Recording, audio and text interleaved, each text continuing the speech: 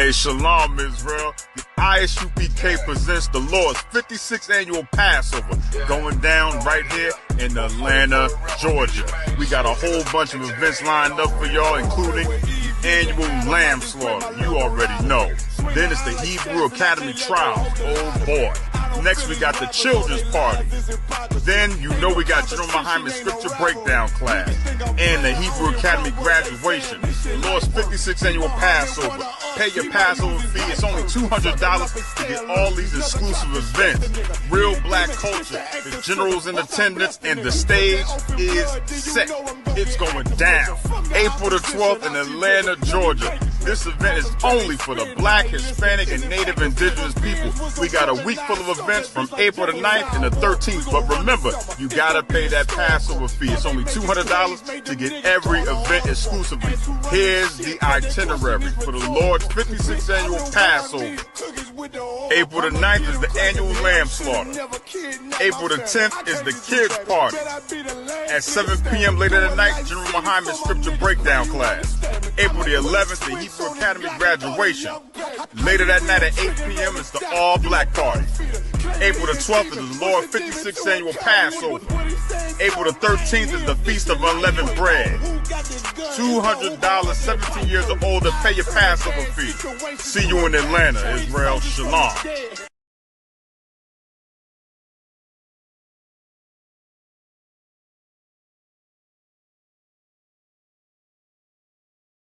Hey, Shalom, Israel. It's Priest and Officer Mapataza, the ISPK, and the Commander Junior High. All right. Tune in every Tuesday night for the Brotherhood class here in Columbus, Ohio. All right. Start at 7 p.m. Don't be late. No cowards, no excuses. Hey, Shalom. Hey, Shalom. This is Priest and Officer Yahweh Thumb of the ISUPK under Commanding General Yohana. Tune in with me every Wednesday night from 7 to 9 p.m. for the Biblical Law class in Dayton, Ohio. Shalom. The Spirit itself bear witness with my spirit that we are the children of God. That's why we all black, booted, ready for war like. And that's not how it should be, man. This scripture that Christ had told his disciples is how you stop crime as a whole. Because when you go to him and him alone, and for you sisters out there who love the beef and who don't like to talk to another woman about, how she, treated you, you sisters need to go to her alone as well. Nobody is holding you accountable for the things that you say you were doing or not doing. There's no, like the scriptures say, everything should be done in decency and in order. That's right. There's no order and decency with you going on the internet and running in the streets with no guidance, without being sent, without being anointed by the man of the Lord, by being sent by a man of God out there on them streets.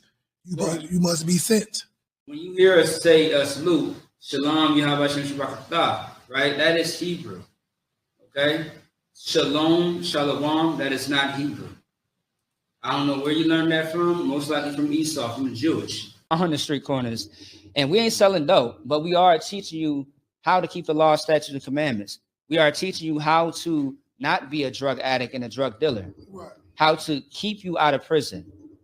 How to not make you a target for Esau to use. Welcome to ISUPK Detroit. Check us out on all social media platforms. Classes are Monday through Saturday. Monday is the history class from 7 to 9 p.m. Tuesday is scripture breakdown. Wednesday is biblical law class. Friday, Lashawan Kodash, Hebrew language. Saturday, the Sabbath service. Check out our community service program. We have food and clothing drives, helping the people in need. And we also have felony expungement services available. Join us and get involved.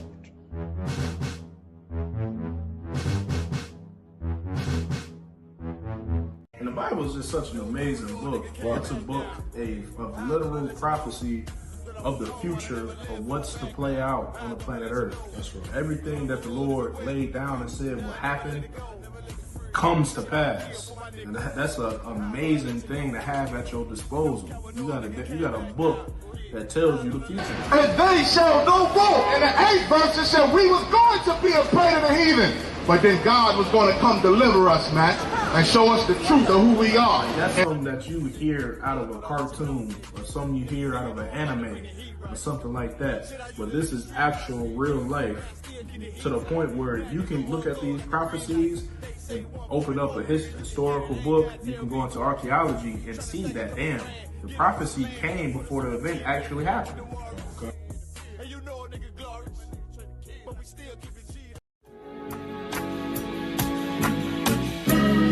They killed, give me Isaiah 14 and 21. They did the same thing to my people. So you said that they put millions of my people. Should a murderer go to jail for murdering? Absolutely. Should a thief go to jail when he steals? Absolutely. Should a robber pay back the money he robbed? Absolutely. So why shouldn't the white man pay for what he did? That's right. That's right. You see just how it feels. Payback is a dog. It's a dog. Payback is a dog. It's a dog. Payback is a dog. It's a dog. Payback is a dog. It's a dog. I'm in a hell of a hole, was never expected to grow. Just obstacles set in the road, that a result of me selling my soul. The story I'm telling is cold, but yet it's what everyone knows. The white man's the devil is known. America was never a home, only a place of captivity, safe facility, hating, disfigure me. They claim that I'm lazy, be killing me. Maybe this slavery draining my energy. 400 years and counting, the trail of my tears is countless. Main fact that I'm here is astounding, but I can't wait till this shit is surrounded. Ready to tangle my king and the angel, be ready to rap. Crack in the sky, nuclear missiles and make it official. I'm capturing every cracker surviving. Put them all in chains where they need to be, slavery for me. And let the whole world see that with them in the cage and safer in the streets. Put the dog on a leash, get resolved for the beast. 144, get the ruler show, we could all be at peace. As soon as the trumpets are sound, your kingdom we busting it down. The only way justice is found, the time for your judgment is now. You see just how it feels. Payback is a dog. It's a dog. Payback is a dog. It's a dog. Payback is a dog. It's a dog. Payback is a dog. Look, ain't no remorse in my blood slim. It won't be no compromise. Now it's time to feed the worms. Watch his body turn to flies. I clutch iron while you trust the lies. The next Glock I buy gon' be Gen 5. I get it customized. And sending shots off like farewell. Praying payback come back around like a carousel. Still remember your Honda's words ringing in my head like bells. Said you in this body, you fit the Lord, fuck the cartel. Triangle choke, apply pressure to the game like I did Vondale. Payback's a bitch in a dress, she a bombshell. Revenge is dish served cold, I just hope they making oxtail. Glock fresh out the box, I swear it got that new car smell. Made myself a target in a world of mad shooters. There was design fire for our babies to pass through. In the day of our king's reign, I'll be overzealous. They bought my jealous, I bought brand new parabellums. You see just how it feels. Payback is a dog. It's a dog. Payback is a dog. It's a dog. Payback is a dog. Yeah, those are messed up, no. Bad news is to beat your home, nigga. Yeah. Go on, get on that ass real quick one time. 144, baby. They said you get on, you gon' represent. I said, of course. Soon as they crank that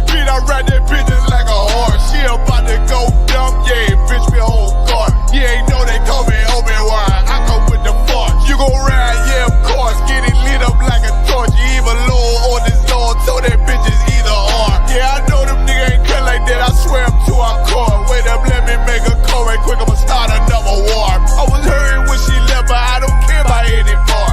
I need a Selena like my Nina Puffer bar. Told Gazak, watch the door. Matter of fact, lock the door. Any problem, let them come. We gon' snatch they soul like Shang Shum. Put them out of service, keep them tools like it's Harbor Freight. Try to hold me, it's way too late. I'm headed straight to the safe. Throw that one up like a trophy. I'm that nigga, ain't no debate. Told them boys we taking over. Call them up like set the date. This shit a piece of cake.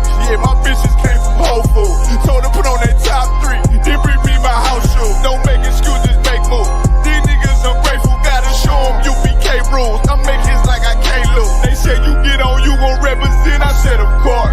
Soon as they crank that beat, I ride that bitch just like a horse. She about to go dumb, yeah, bitch, we hold guard. You ain't know they call me Obi-Wan. I come with the force. You gon' ride, yeah, of course. Get it lit up like a torch. You even low or this Lord. Told that bitch it's either or. Yeah, I know them niggas ain't cut like that. I swear I'm too hardcore. Yeah, I just got off the call. I'ma start another war. Spit a plate up with my niggas. Get your knife and your fork. They ain't locked in with the cow. Then when you speaking to me, fart. Yeah, I just took the floor. Ain't no cowards in my campaign. They can't stop the campaign. Tell them bring the champagne. They know I'm a champion. They can see the outcome. Get them niggas bad. Got them tied down and out there. Came to with them steppers. Niggas been down since day one. We run up the bands, bitch, like Dylan. They say you get on, you gon' represent. I said, of course. Soon as they crank that beat, I read that bitch just like a horse. Yeah, about to go dumb. Yeah, bitch, we hold guard. You ain't know they call me Obi-Wan. I come with the force. You gon' ride, yeah, of course. Get it lit up like a torch. Either low or this low. Told that bitch it's either or. I told you niggas, you ain't cut like that. I swear I'm too hardcore. And I just made the call. We gon' start another war.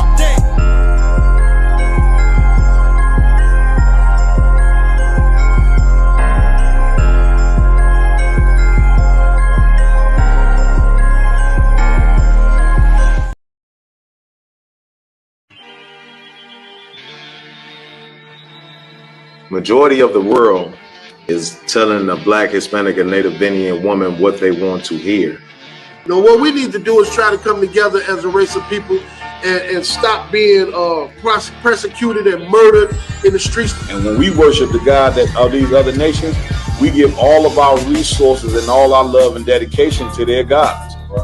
That man is supposed to be the head of the household, hands down, period, point blank, because he will lead you correctly. Yasha my Allah.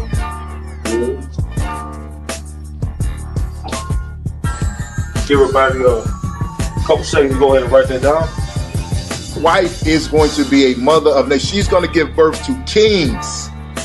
Do you know what I mean? Can you imagine that?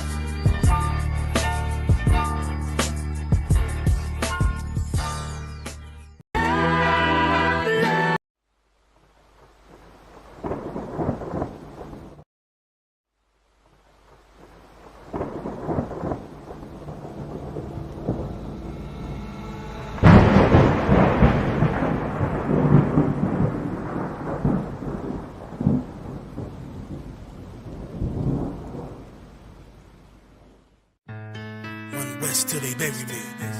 I'm one west till they bury me. I'm one west till they bury me. I be one west to the death till they bury me. One west till they bury me. I'm one west till they bury me. I'm one west till they bury me. I be one west to the death till they bury me. I be one west to the death till they bury me. They ain't scaring me. Rip the soul out of Pharisee. Speaking heresy, it get you fucked up apparently. It's like they daring me. I said chill, they ain't hearing me. They ain't listening. Every bar nitroglycerin. Hit your heart, bring it back to start, make you live again. Get them dividends or we start getting ignorant. I be on that soldier shit. I told you shit phenomenal. Nah, but he a domino. So what you suckers trying to do? Rhyming comical, guess it's funny until I'm bombing you. Bring apocalypse to them pussy niggas that's popping shit. Team of all-stars, I coach them up like I'm Popovich. Fuck the politics and the lobbyists and apologists. They vagina, so we gon' check them like gynecologists. It's kinda obvious how the situation is ominous. The way I vomit this and regurgitate for the audience. They start applauding this cause the competition is fraudulent. From the era where niggas smoke you up like a parliament. The flow been stupid, shit has gotten retarded since all the dominance of one west rising to prominent. Cause I be one west to the death till they bury me. I'm one west till they bury me. I be one west to the death till they bury me. I'm one west till they bury me. I be one west to the death till they bury me. I'm one west till they bury me. I be one west to the death till they bury me. I'm one west till they bury me. They wanna my maneuvers, but I ride like I got Groupon for Uber. Rhymes hard like they've been viewed by Medusa. 9 milli Luger, 17 in the Ruger. Only need a few to sit up in your medulla. Obligata for the regatta, niggas wildin', they win every dollar. They riding by in black Impalas, let the semi holler. A showstopper, been this proper since the titty bopper. But now I'm growing them off Patron, a premium of vodka. I put extensions on the Glock, modify the chopper. The swore heavy, war ready, and that's worth the mama. No marijuana, say I got the loudest silence on it. When I'm up on it, ain't no rapper do it like I do it. A lot of spitties and writers, but when the heat's on, none of them can get to the fire. Around with me, and I had a nigga spin like a tire. Down the D, and I'm still dope as a piper. Every bar burn hard like a spoon with a lighter. Fuel to igniter, I'm winning, coming through with the title because U.P. I be one west to the death till they bury me. I'm one west till they bury me. I be one west to the death till they bury me. I'm one west till they bury me. I be one west to the death till they bury me. I'm one west till they bury me. I be one west to the death till they bury me. I'm one west till they bury me.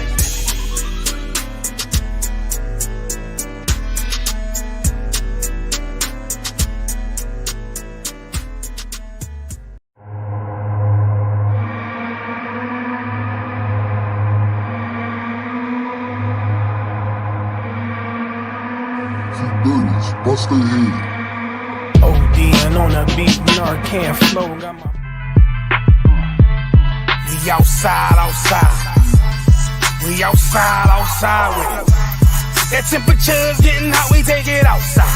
You run your mouth up in the store, we take it outside. I got my killers with me, you won't make it outside. Outside, cause we outside. Before the COVID had the mask and we was outside. The Glock loaded, extra mag and it's outside. There's one west for that bag and we outside. We outside.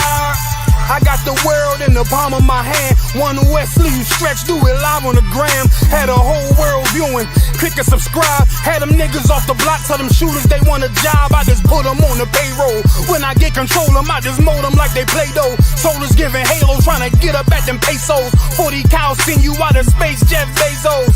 Jeff Bezos, leave you all boxed up, all cause my delivery. I be on that prime shit, take you time to get with me. Got me like Vladimir, treat you like the Ukraine. Raid your little city, now you boating like Usain. Scope costs more than the rifle, I got new aim. Fresh kick, spit with the blick, not my shoe game. Used to have a dirty 30 tied to a shoestring. Now I got that Ruger 5 and 7, that's my boot thing. That temperature's getting hot, we take it outside.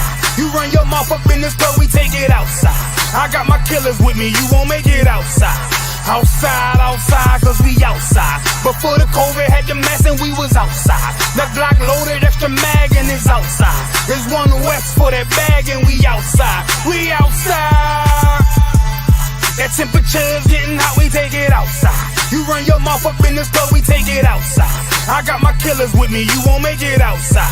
Outside, cause we outside. Before the COVID had the mask and we was outside. The Glock loaded, extra mag and it's outside. There's one west for that bag and we outside. We outside. I don't talk hardly, be there when you call me. Send them Philly clippers at your head like a baldy. Chopper get to run down your block like a Harley. No, this ain't a big hog, this the big dog. In your city, swinging through the jungle like it's pitfall. In the water wading, marching to my cadence. Big bursts of thunder in my hands like I'm reading. Shitty Mortal Kombat sounds, but I ain't playing. Look 'em in the eye before the war like a weigh-in. I'm up in the AM, politicking movements with that Draco from the vid because it's proven. Waiting on my brother how to bid, he ain't do shit. That's how life go. Win some, you lose. Seen a little nigga beat a big nigga out his shoes. Seen that nigga come back, pull up with a gun strap, rob everybody outside, told him run that. We outside. That temperature's getting hot, we take it outside. You run your mouth up in the store, we take it outside. I got my killers with me, you won't make it outside. Outside, yeah, we outside. Before the COVID had the mask and we was outside. My Glock loaded, extra mag and it's outside. Here's one west for that bag and we outside. Outside, yeah, we outside. That temperature's getting hot, we take it outside. You run your mouth up in the store, we take it outside. I got my killers with me, you won't make it outside. We outside, and we outside. Outside, yeah, we outside. We outside, yeah, we outside. There's one west on them corners and we outside. We outside with it. Backstage. Yeah,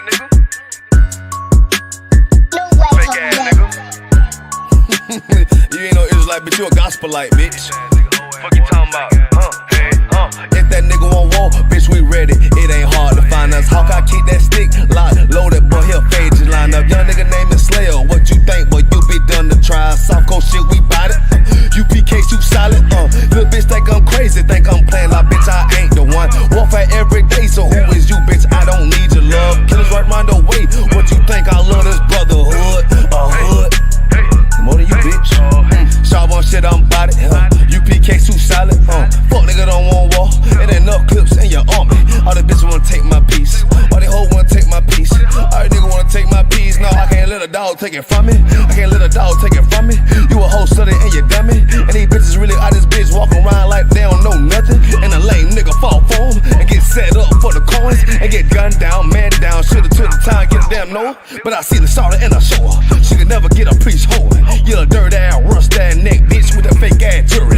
In Tennessee while I'm touring. It's a Tennessee, but she luring. Yeah, that sucker duck bitch ass boy, fuck nigga over that bitch muggin'. I say, if that nigga won't walk, bitch, we ready. It ain't hard to find us. How can I keep that stick locked, loaded, boy, he'll fade you line up. Young nigga named Slayer, what you think, boy, you be done to try. Soft cold shit, we bout it. UPK too solid, little bitch think I'm crazy, think I'm playing like, bitch, I ain't the one. Warfare every day, so who is you, bitch? I don't need your love. Killers right round the way, what you think? I love this brotherhood, hood. More than you, bitch. You a lame nigga down to me. Eat candy, but I'm sucker free. You a little nigga, ain't none of me. Base up, boy, I fit a beat. Yeah, AR-223. Draco with a magazine. Yeah, that clip run like limousine. I shoot your ass in the spleen. Boy, I bust your ass in the temple. We debating by the temple.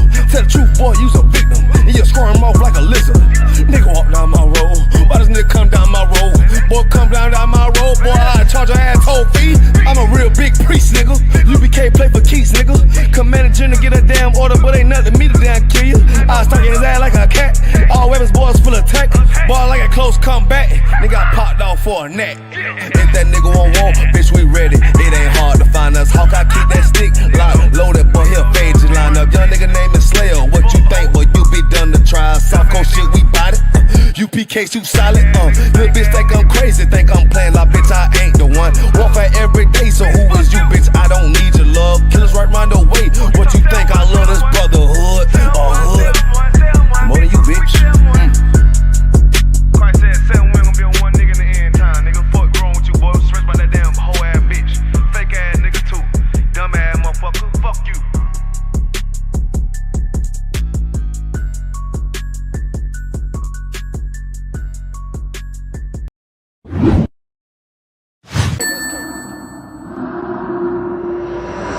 One Westworld. Right.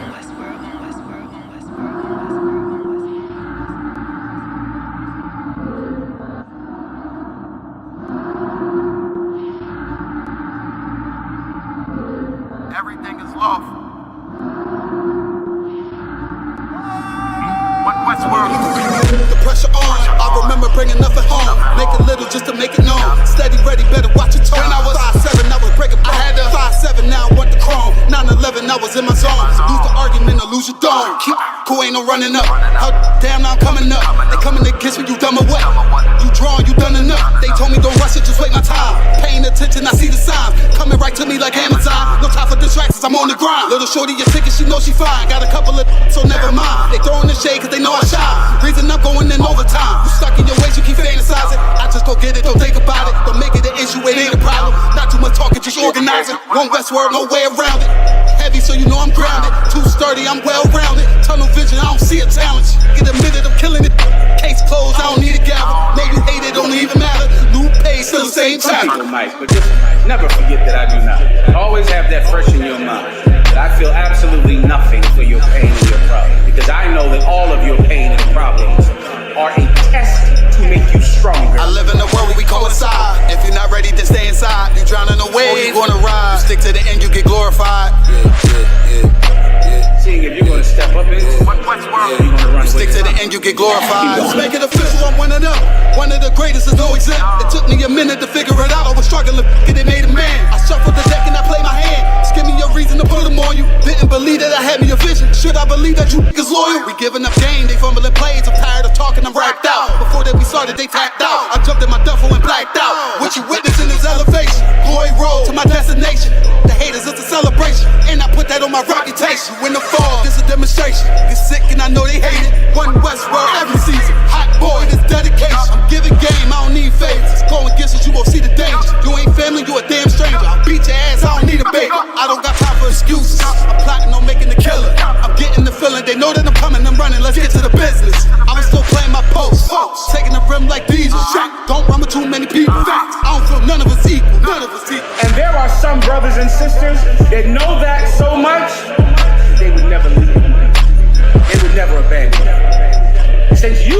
stay alive here. They'll stay alive with you. I live in a world where we coincide. If you're not ready to stay inside, you drown in the wave, or you gonna ride. You stick to the end, you get glorified. You stick to the end, you get glorified. They're one West. They're one West. They're one West. They're one West. They're one West. They're one West. They're one West. They're one West. They're one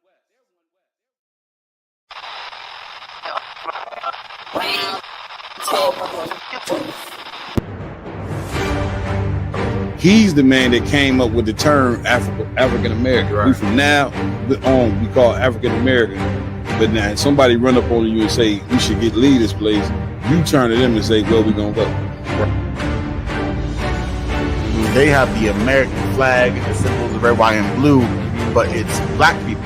Right. So it's not they're not repping who they are. Right. They're repping the country that they serve. These leaders that don't care about their community, you know what I'm saying, that always, you know what I'm saying, just focusing on winning gold medals and championships and different things of that nature, and have no thought to the Black, Hispanic, and Native Indian community, it's gonna come back at home. Enough for hearing that happened in Tulsa, Oklahoma, Rosewood, even Emmett Till was somewhat similar. It's like once something happens to a white woman, that's the justification to kill all niggas. At the same city, at the same time as the Klansmen, the Purple Boys had a mass march on the other in downtown, but blocks away, and did not cross paths with that. Real Nigga University in 5, 4, 3, 2, 1.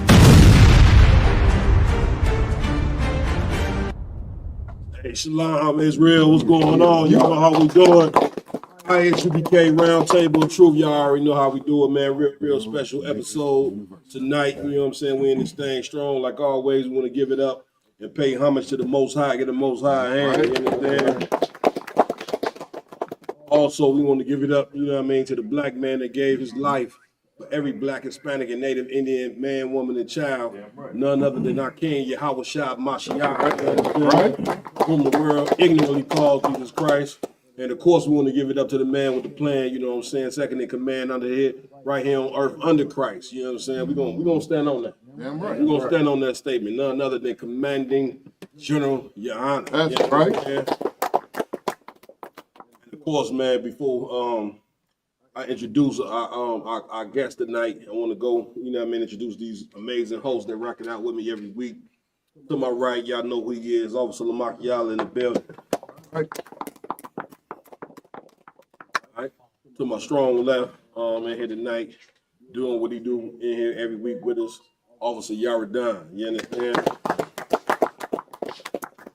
Brother world famous for telling you on the song, he in a hell of a hole. You know what I'm saying? Was never expected to grow. All right. To my far right, you understand, head of security down here in Chicago, Officer Iwalam in the building. That's right. To my far left, you know what I'm saying, he was off last week, you know what I'm saying. We want to welcome this brother here, and if you don't mind, newly raised up father. You understand? Officer 1000. Yeah. He said he's just beginning now. How I feel like being a new father, brother. Talk to me, man. Hey, you know what, Cap? It feel good. Like, you know what I'm saying? Like, the shock, you being shocked at first because it don't seem real. You know what I'm saying? But looking at that little bundle of joy right there, you know what I mean? Like, I got to raise her to be a righteous, modest woman. You know what I'm saying? Be in line with who the Lord is. It's a great responsibility, but it feels wonderful to do it, Cap, because I get to shape and mold somebody. You know what I'm saying? Try to be as perfect as possible. That's right. You know, and be everything that that her mother and father is not or was not. You know what I'm saying? So she'll never know holidays. She'll never know celebrating birthdays. Never eat no pork. Damn right. You know what I'm saying? Damn Grow up and not be a whore. Let's have you say that because culture is everything. Culture is everything, man. Yeah, you know, finding out who we are, identity, That's what the ISUBK is all about. You know what I'm saying? That's what the Round Table of Truth is all about. And it's the perfect time, you know what I'm saying, to introduce, you know what I mean, our special guest in here with us tonight. That's right. Officer 500 Mapataza in the building. He really, get me right on this. He really like the 6 post of the on the camera and off the camera. He just sits a little farther. Right? Even his stance when he get the bite, that nigga. And what I want to say, you know what I'm saying? Listen, man, this brother here, man, you can't do nothing but love this brother. You know what I mean? He's so full of joy and brotherhood, like something you could not believe. Also, man, before we dive heavy into it, I want to also announce my technical team like I always do every week, because these brothers not only work hard during the show, they work hard before the show. Right. After the show. I mean, morning, noon, and now I'll be on the phone with the wrong one more than any brother in the goddamn school. So I want to give it up, you know what I'm saying? He had a call. He already know I'm calling. That's what's going on with this one. How we looking on this? Yeah, so big up to Officer 1000 Ramawan on the ones and twos. His amazing partner over there, Officer Raj Karab, you understand, in the building. And listen, I want to also give it up to Officer 1000 because I one also in the building, you know what I'm saying? If I don't mention a warrior, you know what I'm saying, and B go live, the brother gonna let me know about it. We got Officer Warrior in the building. That's right. Big shout out to all the brothers and sisters tuning in on Bigo Live. You know what I mean? Appreciate y'all joining in with us here tonight. All right. So, man, a lot of stuff to talk about, man. You know what I'm saying? What's up, Rick? Man, what's the word, Cap? How you feeling, man? I'm Tawab, sir. Tawab for having me on, Cap. Man, and if I could, you know what I'm saying, brother, you know what I mean? How long you been in the truth, huh? Just as a whole? 7 years, sir. So get out of hand. Yeah. So of course, man, we want to talk about, you know, one of the plagues, one of the biggest plagues in America that affect black and brown young men is gangbanging.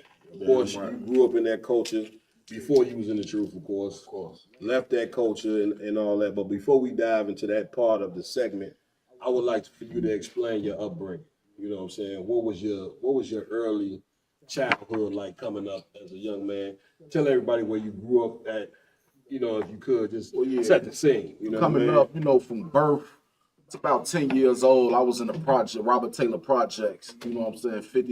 53rd and State Street. You know what I'm saying? Big shout out to the Robert Taylors. You know what I'm saying? Big shout out to all the brothers and sisters that grew up in the projects. You know what I'm saying? They called it the Hole, and they made sure they lived up to that name. You know what I'm saying? Damn right. And you know, and coming up like that, you know, my father, he was even involved in gang culture as well. So from young on, you know what I'm saying, I saw it. It's something as a baby. It's something as you growing up, you see my father, this is what he into. Gotcha.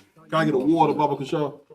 Go ahead, brother. You know what I'm saying? And I just and like I didn't look at the people he hung with as no bad guys or nothing like that. You know what I'm saying? This is your family. Count, sir. You know what I'm saying? They always, you always see them passing out dollars to little kids. And it was like, okay, damn, you know, these the people who I want to be like. Yeah, I understand. You know what I'm saying? So what was family like? You know what I'm saying? Was your did you grow up with your mother and father in the home together in harmony, or what was that like? Sir, for my up to like 10 years old, I did. You know what I'm saying? I never asked my mom or dad why they split. You know what I'm saying? So I don't really know know what's going on as far as that. No sweat.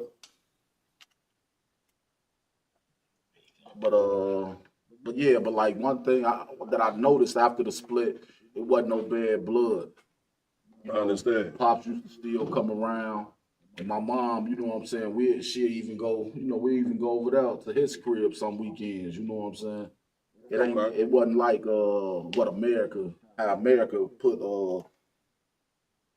co-parenting off on us on Parents Today. You know what I'm saying? That nigga ain't or this bitch. You know what I'm saying? Yeah, It so- wasn't like that with my mom and father. Hey, y'all can chime in anytime.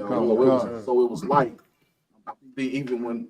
So it was like 3-4 years after they, you know what I'm saying, did break up. It was like, okay, this is still cool. And my pops, he had went through some during that time as well. Okay. To where he had caught a drug and gun case. Okay. And he he was still cool with mom. So shit, he went to mom's crib like, man, I'm lay low for a couple years here. Gotcha. You know what I'm saying? And he was working or whatever. So he went back to his crib after a couple years when he felt like the police wasn't really looking for him no more. Gotcha. You know what I'm saying? Gotcha. And then I that understand. time, so it was like me and my father, even though he wasn't in the crib all the time, it was like he was still there. And you almost give it up. Yeah, right. So did you have siblings? Well, you had siblings as well growing up? I got 2 younger brothers. Okay. And y'all have all same father, same mother? Same father, same grew mother. up together?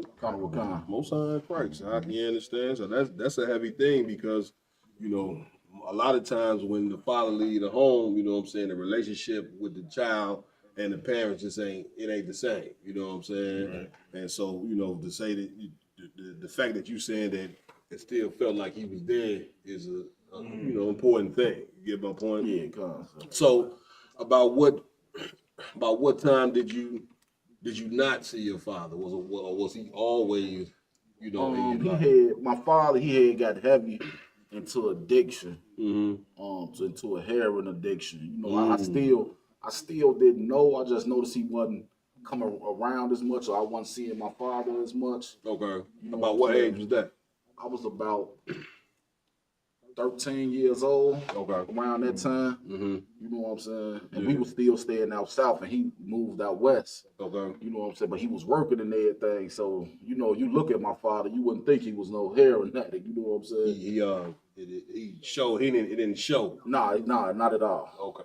I understand. You know what I'm saying? So what was that like? You know what I'm saying? Like, what's it got on? Man, finding out it was kind of heartbreaking because when I was a shorty, I used to look at drug dealers and people who did drugs, you know what I'm saying, like the scum of the earth. You know what I'm saying? But that was because of how I seen coming up in the projects. I think how that I done seen, people sell their babies' diapers for a hit.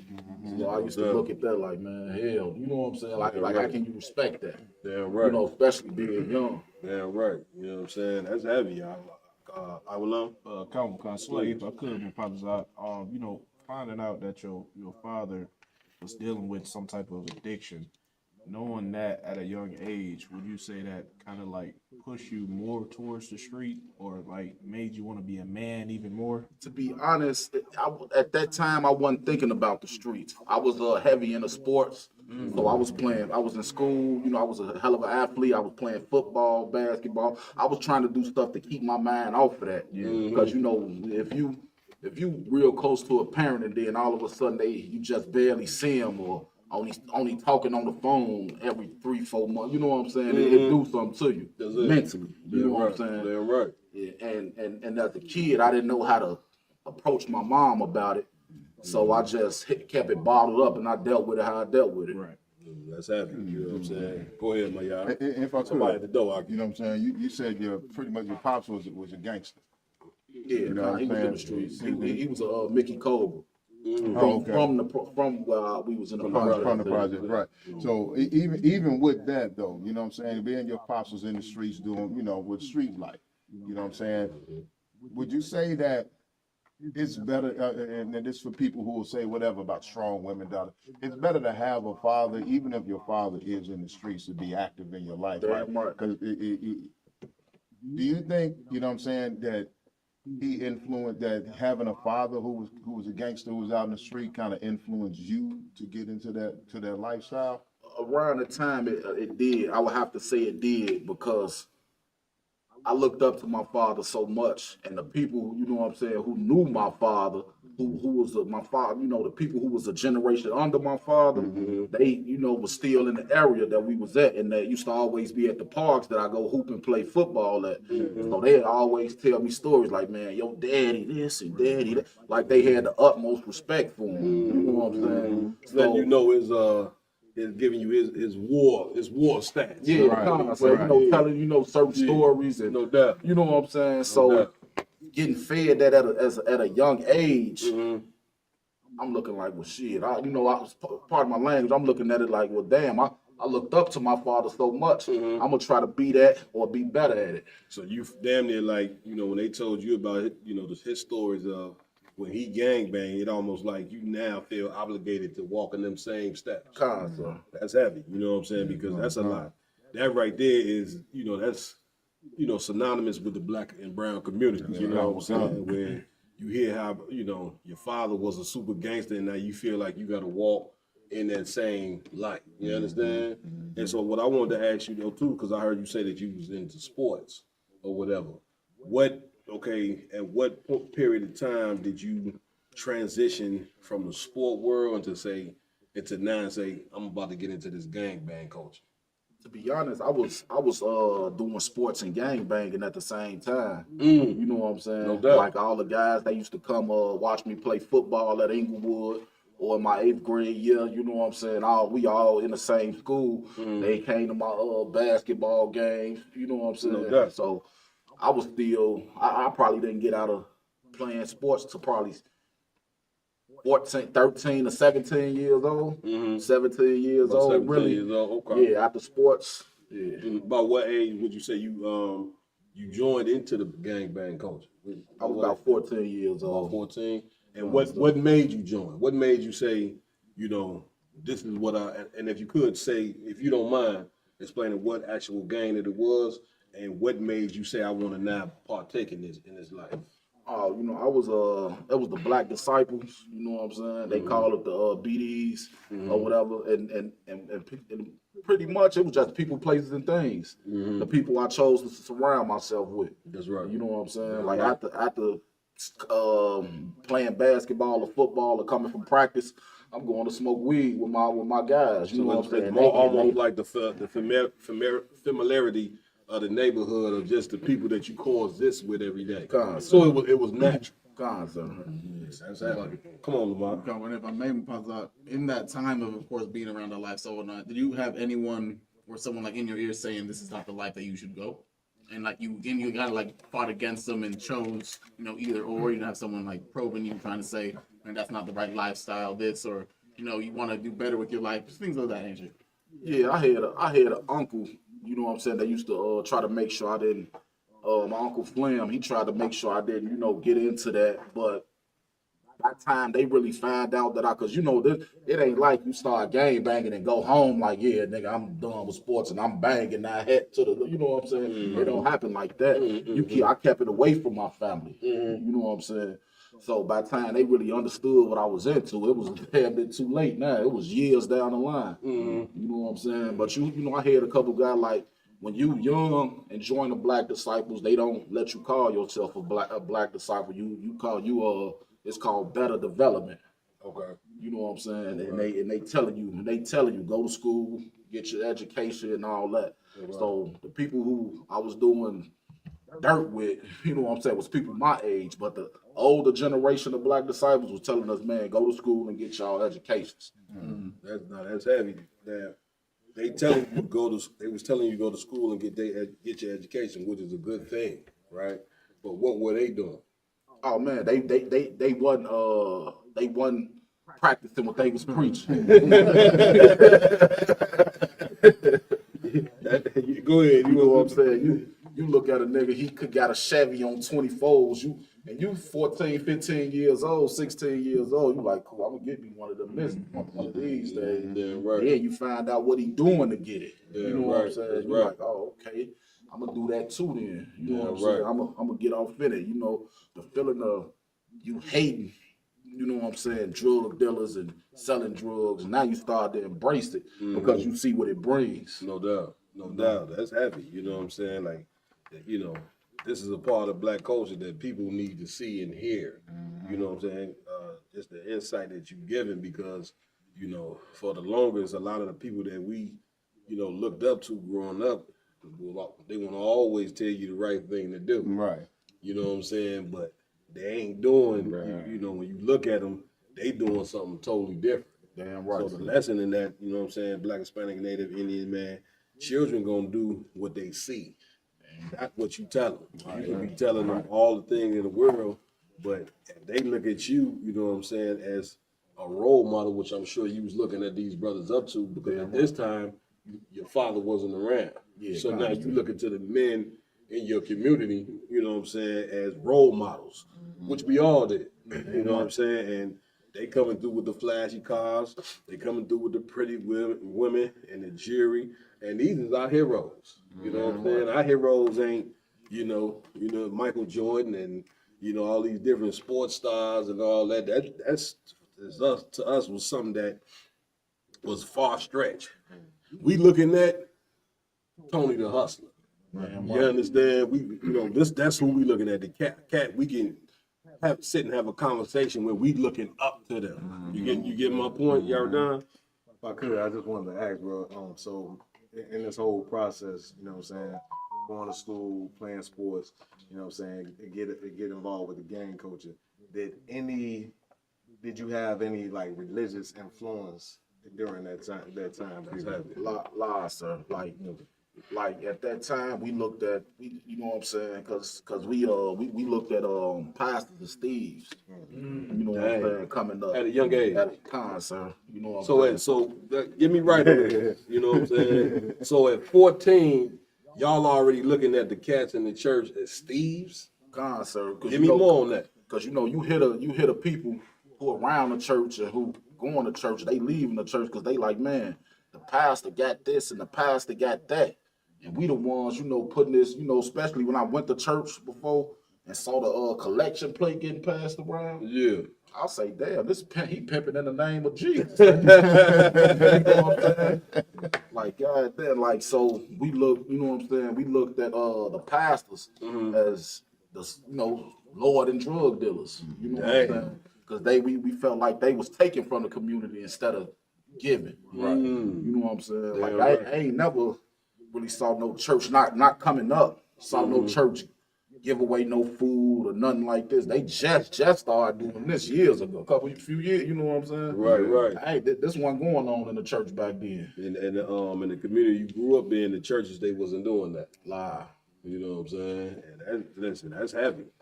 Because anytime you got, you know, the churches are supposed to be the moral, you know, stand. They supposed to teach the people morality.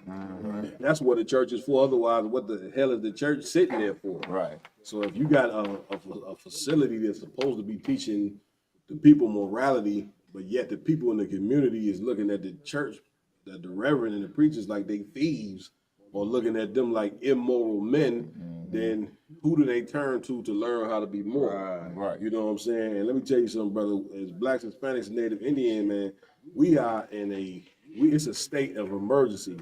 You know what I'm saying? When it comes to us, you know what I'm saying, having morals.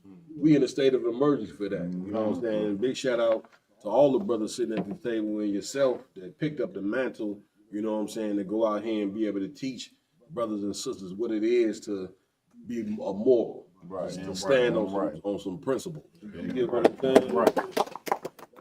And another thing, Come on with it. This about one of the preachers in my neighborhood that was on around 68th. We had you know, this was, you know, before my real, you know, heavy gang banging era too. You know, over there off 68th and Langley, right off Cottage, we had caught one of the pastors going to buy some drugs. One of the you know what I'm saying? We don't know if he was buying drugs, but he had dealing with one of the major drug dealers in the area. So we like looking at like, man, we fucking like, you know what I'm saying? Yeah. Like this, like he was pretty much a sheep. We looked at him like a sheep in a wolf in sheep's clothing. Right. You know what I'm saying? That's crazy. You want to get one of them questions off the phone? Yeah, come on, please. Sir, if I could. Okay, Ofc Mapataza, if I may, was there a specific moment or event that made you start questioning the gang lifestyle? Oh yeah, definitely. I was 28 or 29 years old, man. I was you know, by this time I'm heavily into it, but I had just came home doing 3 years in prison, maybe 2 years before this incident, but I had a shootout in the hundreds, you know what I'm saying, on 110th and State. And it's 2-3 niggas shooting at me, and it's just me, you know what I'm saying? And I'm ducking behind cars and trees, and I raise up and I let off a few shots, run, raise up, let off a few shots. You know what I'm saying? I had found out that one of the guys that was shooting at me was a 15-year-old boy. You know what I'm saying? And I had one of them times that I raised up and shot, I took 3 of his dreads off his head. You know what I'm saying? And I was like, I almost killed a 15-year-old effing boy. That was the beginning of the end of me leaving the streets.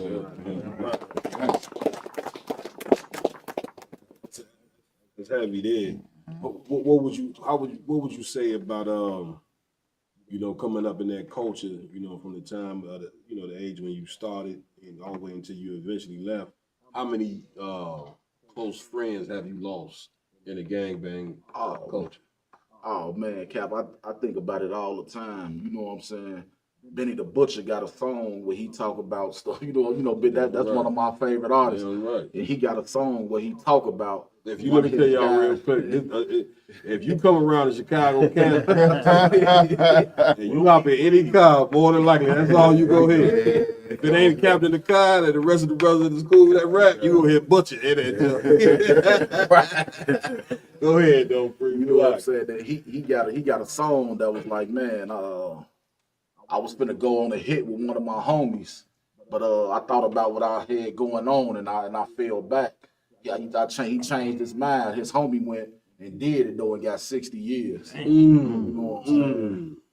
So I be looking at it like, man, it was so many times that I could have did something that I changed my mind about doing. Right. And not be here talking to you guys right now. Damn right. Damn right. We understand. And what type of pain, what type of pain did that bring to you when you lost somebody in the game? Oh man, that's it's so hurtful because you waking up in this when you ain't at home, you at this nigga crib. You know what I'm saying? And his mama calling your mama like, yeah, he over here at my house. You know what I'm saying? He cool.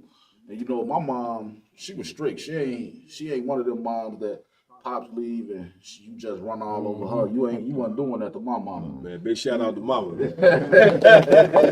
think I seen it in the store one day. You know what I'm saying?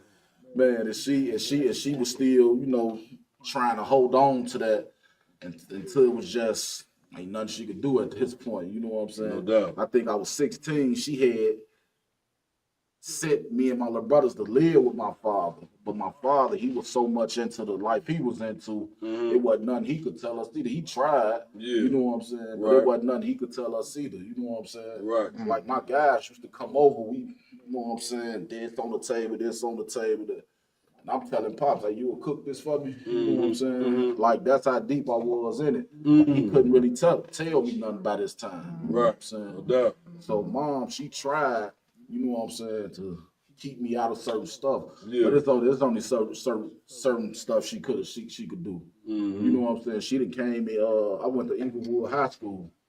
I had a shootout. I was 16 years old. You know what I'm saying?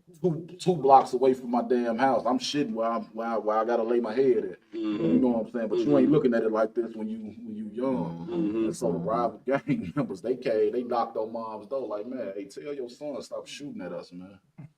And she came up to the school. You know what I'm saying? I was it was during lunch. And you know the lunchroom big as ever. She came up there and embarrassed me in front of the whole lunchroom. You know what I'm saying? Dang. Straight up. But like even that was bump up in my status because once everybody found out what happened, they're like, damn, nigga, you shooting at people, nigga, knocking on your mom door. Like that, they looked at that like as being glorified. Right. So they glorified me in it. You know what I'm saying? Damn. You know what I'm saying? My y'all. Hey, Cap, if I could. Please. And just to give our audience some context, please, if I could. So if you don't mind, Mapataza. Go ahead, do your thing. Me and this brother, since I came in the truth, me and this cat has spent hours together. You know what I'm saying? Talking, sipping, everything. So like, to give brothers and sisters some context, like this brother right here ain't just like some average, average geek off the street. That's right. You know what I'm saying? Like this brother really lived that life.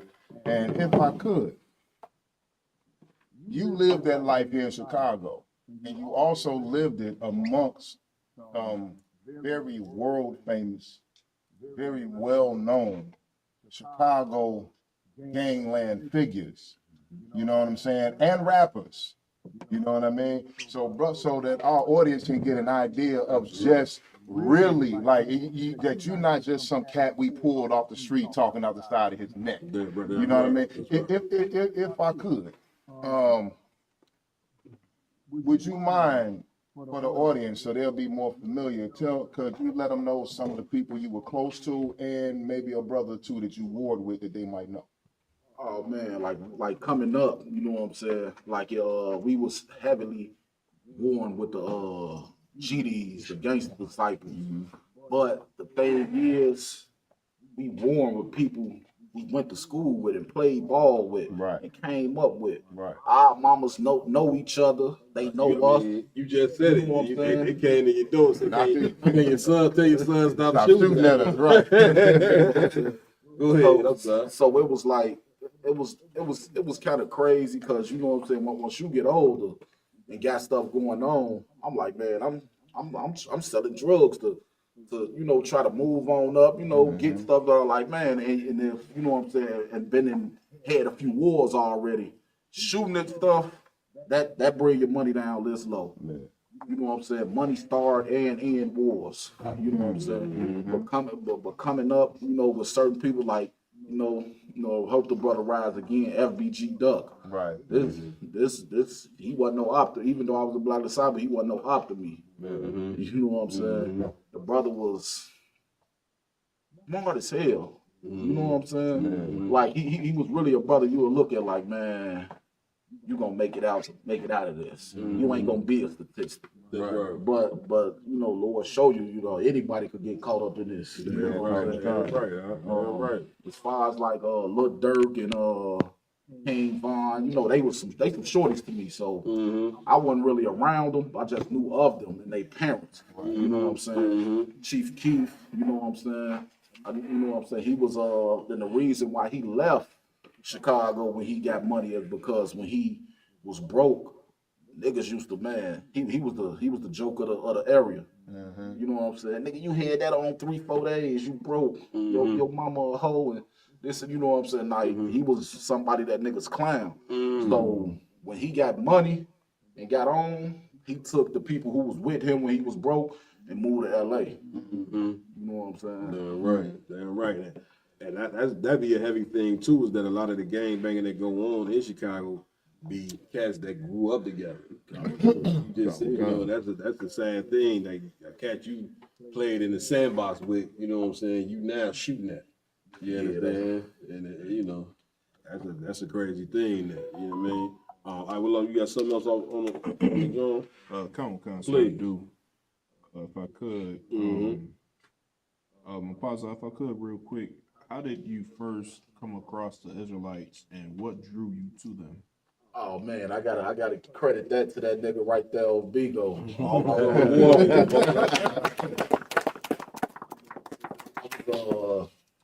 I was in my mom's crib. You know, I'm in the world. I'm sitting there getting high. He like, man, he walk in. Man, what the hell is you doing? You know, I'm sitting there smoking weed. Got 2 more rolled up on the goddamn thing. And the brother just get to busting out scriptures to me like, man, you ain't supposed to be smoking. You know what I'm saying? By this time, I didn't. You know what I'm saying? Hit so many. That sound like a war too. By this time, you know what I'm saying? I done hit so many pastors upside the head with scriptures about this and that, and they couldn't answer. I'm like, man, this damn book ain't nothing. I was thinking Islam was the way at this time, even though I wasn't practicing. Let me stop. We got to stop you there. Yeah, So before the brother introduced you to the Israelite world, you thought you knew the Bible, or did you just challenge people with the Bible? No, I thought the Bible was written by white men who put us in oppression. Okay. So even by knowing the Bible, I didn't follow it because I didn't think it was for me. Right. But you did use it to challenge the pastors or to ask them questions. Yeah, concept. And you said they could not answer. Yeah, because by this time I had been locked up, and when you locked up, the first thing you look for is answers. That's it. You know what I'm saying? That's So I didn't read. If you remember when I came to the class, you know, I asked about this scripture without going because I already got scriptures in my head. Yeah. You know what I'm saying? So yeah, we're gonna talk about the first time you came to class. I remember like it was yesterday. You know what I'm saying? It's funny you mentioned that the first time the brother came to class, a warrior brought him, right? So I'm sitting there in the class and he come in and sit right in the front of the table, right? What, you remember that? God, so Listen, like he was going to intimidate me. You know what I'm saying? So I did, like I took my drink. I said, "Oh, I see." Yeah, I see he ready. Man, the brother, in all sincerity, he threw the kitchen sink at me that day. I don't know if you remember, with question after question after question after question, to where that, you know, he thought he was gonna come up there and intimidate me and my own shit. The brother fell back, became humble, and from there, I don't think you missed a class. Lies, sir. You know what I'm saying? When you and DA was breaking them scriptures down to me in class, it was like, you know, scriptures say my sheep will hear my voice. You know what I'm saying? That's right. Instead of, you know what I'm saying? I was looking at the Bible from a Christian point of view. Right. You know what I'm saying? That's right. Then once you get it from an Israelite point of view and get it broke down to how it really makes sense, that's it. It ain't no denying it. Damn right. Damn right. Here we go. Come on, Doc. What's so heavy about that is like he was going to the Christian pastors and whatnot, asking them questions about the Bible and showing them that they don't know the Bible. Yeah, These are right. the priests, so-called priests of God in the day we live in now. That's heavy, man. Go ahead. And then he come to a small room at the library with 5, 6 black men that he's never met before. Yeah. You try to do the same thing to these niggas. He thought he was gonna beat you like he did the pastors. Yeah. and then you beat every one of his answers, all his questions, and prove that it doesn't take a big church to be a priest of God. It takes the law, statutes, commandments. Right. Go ahead, Count if I could, Please. something that the brother said about Islam, and something that I noticed myself. Mm-hmm. A lot of brothers that's in the streets and they, you know, want to find some type of spiritual path, but they don't want to give up the life of sin that they in. They always turn to Islam. I'm just curious why. Yeah. Well, let's ask the brother. You know what I'm saying? Before you came into the Israelite culture or to the ISUBK, what made you join Islam, or what made you seek that out, and how was that experience? I had read the Quran before as well. Okay. You know what I'm saying? I was one of them type that read the Bible and the Quran. So after I got done reading the Quran, I was like, man, a lot of this is in the Bible, but maybe it's a little bit more righteous. And you know, once you see somebody praying 5 times a day, right, you looking at it like, okay, maybe this is where the Most High resides. Yeah. You know what I'm saying? Right. So I'm looking at it like, okay, cool. And you know, they with each other, they got their way that they embrace each other. You know what I'm saying? That's right. And when you come into the school, you realize they stole it from Israel. Right. You know what I'm saying? You know what I'm saying? Right. Like, damn. So that was like, okay, if I am gonna get into something, even though I didn't get into it, I'm like, man, if I am gonna get into something, Islam is what I'll be getting into. Right. And would you say, you know, a lot of brothers, because I know you've been locked up before, would you say is that also part of the culture of brothers who, you know, into gangbanging, that, you know, once they see, you know, they don't indulge in Christianity, I know we notice a lot of brothers when they locked up get into the Islam. Is that a culture that you see exist amongst black men? Oh yeah, cause so like, cause you know, cause of like I just said, as kids we learn not to trust in the Christian church. Right. So we only know about 2 religions when you that old, either Christianity or Islam. There you go. So if it ain't Christianity, you know, we go to Islam. Right. And then, you know, and they appear to be very righteous, you know what I'm saying, with each other. Of course. And you know, you got brothers who want to join because, like I say, especially when you behind them bars, man, you looking for answers. That's it. You know what I'm saying? That's Like what's happy. going on? That's happy. Yeah. So once you And when you already say, got it. I gotta ask you though, when you say looking for answers, give me more of what you mean. When I mean about looking for answers, you looking for answers to why you in the condition that you in, not because you in jail.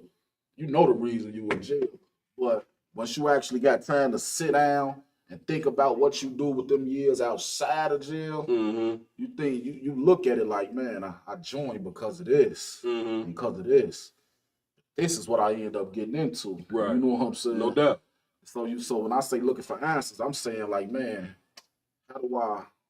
What's a way to right some of these wrongs? You know what I'm saying? That's it. So goddamn it, I look to the Bible, the Muslim Quran, yeah, and I'm just trying to find answers to what do I gotta do as a man, because you know, as a man, we all been in the world, we come to each other now because of the brotherhood. That's right. But like in the world, man, you don't take your problems to nobody. Yeah. You don't trust nobody with nothing. You know what I'm saying? Damn right.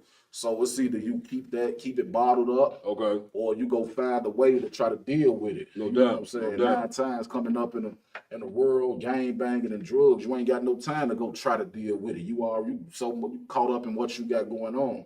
What would you say is the intelligence level of brothers who in the gang banging? You came up in that life. What would you say is, for people who don't know about gang bang culture, didn't grow up on it and want some insight on it, what would you say is the intelligence level of brothers who in gang banging, in your opinion? In my opinion, I would have to say they are very smart. They can run a Fortune 500 company.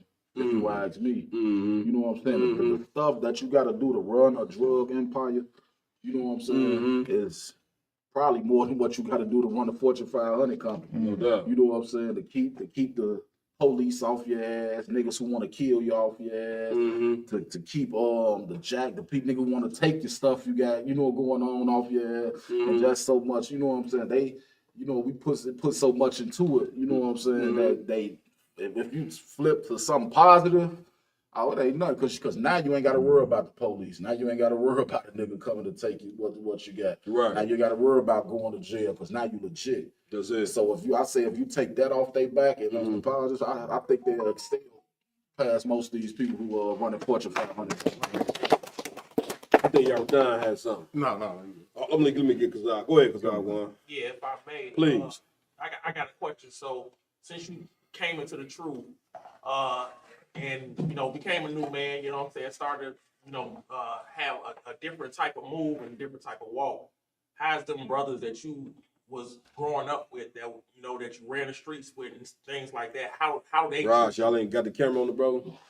How I still get the utmost respect from the brothers. I done been back to the hood and tried to. I done DA Lamont done been over there. You know what I'm saying? We done been back and tried to get to, you know what I'm saying? Because the niggas, I love these niggas. We done did so much together. Ain't no way I can't, you know what I'm saying? I felt like a nigga leaving and making it out the hood and just never coming back. So I went and go, you know, try to teach, you know, try to tell brothers like, man, this ain't the way. You know what I'm saying? Like, this what it is. You know what I'm saying? Lamont done been with me. DA done been with me. You know what I'm saying? Especially, you know what I'm saying? It ain't like we just planning to go get these niggas out the hood. I might need some work done on my whip. My homie, he work on cars. And in the midst of it, we just over there like, you know, like, man, this what it is, this and that. You know what I'm saying? Every nigga out there got a goddamn gun on him. You know what I'm saying? But we out there too, you know what I'm saying, try to let these niggas know, like, man, y'all, come fuck with us. You know what I'm saying? Come join, you feel me? Damn right, man. Brother got brother coming again. I was gonna say just one more question, just to piggyback off of it. Do you feel like you getting more respect now, being in your new phase of being in the brotherhood, being in the school and stuff like that, having a righteous mentality? Do you feel like those brothers honor you more now than they did back in the days when you was doing the dirt with them? I would have to say yes, because when I go back, it ain't no bad blood. I still got respect. You know what I'm saying? When I go back, these niggas still embrace me the same way. It ain't no hate involved. You know what I'm saying? They ain't looking at me like I abandoned them and left them. You know what I'm saying? They looking at it like this nigga want to do something with his life, and that's respect. Damn right. Right. I would love to To Mapataza, your previous point, speaking about how intelligent brothers are in the hood, do you think the choices that they made and the path that they took was due to a lack of resources? And if they had, another lane that they could have dove into, they could have became something totally different? Of course. Damn right, of course. I got a brother I used to play football with in high school. He say, man, we was banking on you, you know what I'm saying, making it to the NFL. You know what I'm saying, or exceed, you know what I'm saying, at least past the college level. Because you know what I'm saying, that's what I put my time into. You know what I'm saying? That's what I put my spirit into. You know what I'm saying? I put everything into playing football and basketball. You know what I'm saying? When football and basketball was over with, I ran track to keep it. You know what I'm saying? I did everything to stay, you know what I'm saying? Even though I was in a gang at this time, I did everything not to be as deep. You know what I'm saying? In a gang like I was, because I knew this wasn't what I wanted to do forever. Eventually, I want to, take my mom and get her a big ass house some goddamn well that ain't no King Drive. Yeah, right. You know what I'm saying? Yeah, right. Give it up. I'll give you a minute.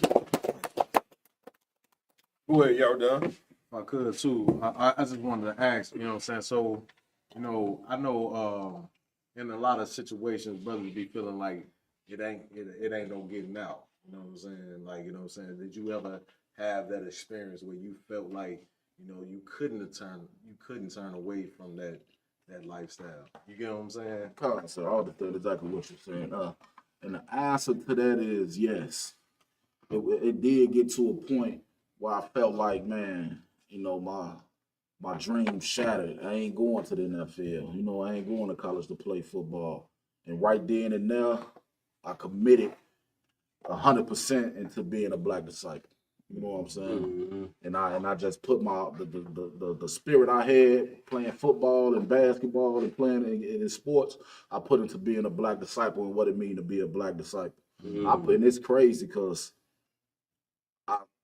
I could quote off my head right now 1 through 16, 1 through 9, you know what I'm saying? And I still, it's something, you know what I'm saying? I feel like that's why I feel like I got to keep pushing myself in the truth, because this negativity, the literature of the black disciples that I could just spit off my head, sometimes when I'm breaking stuff down to my rib or whatever, I got to go on my phone like, damn, what is scripture at? And that's what do something to me. Like, man, I can quote all this this BS, but I can't quote what I'm a priest and prophet of. You know what I'm saying? I gotta go back and that's what do something to me. You know what I'm saying? It's heavy.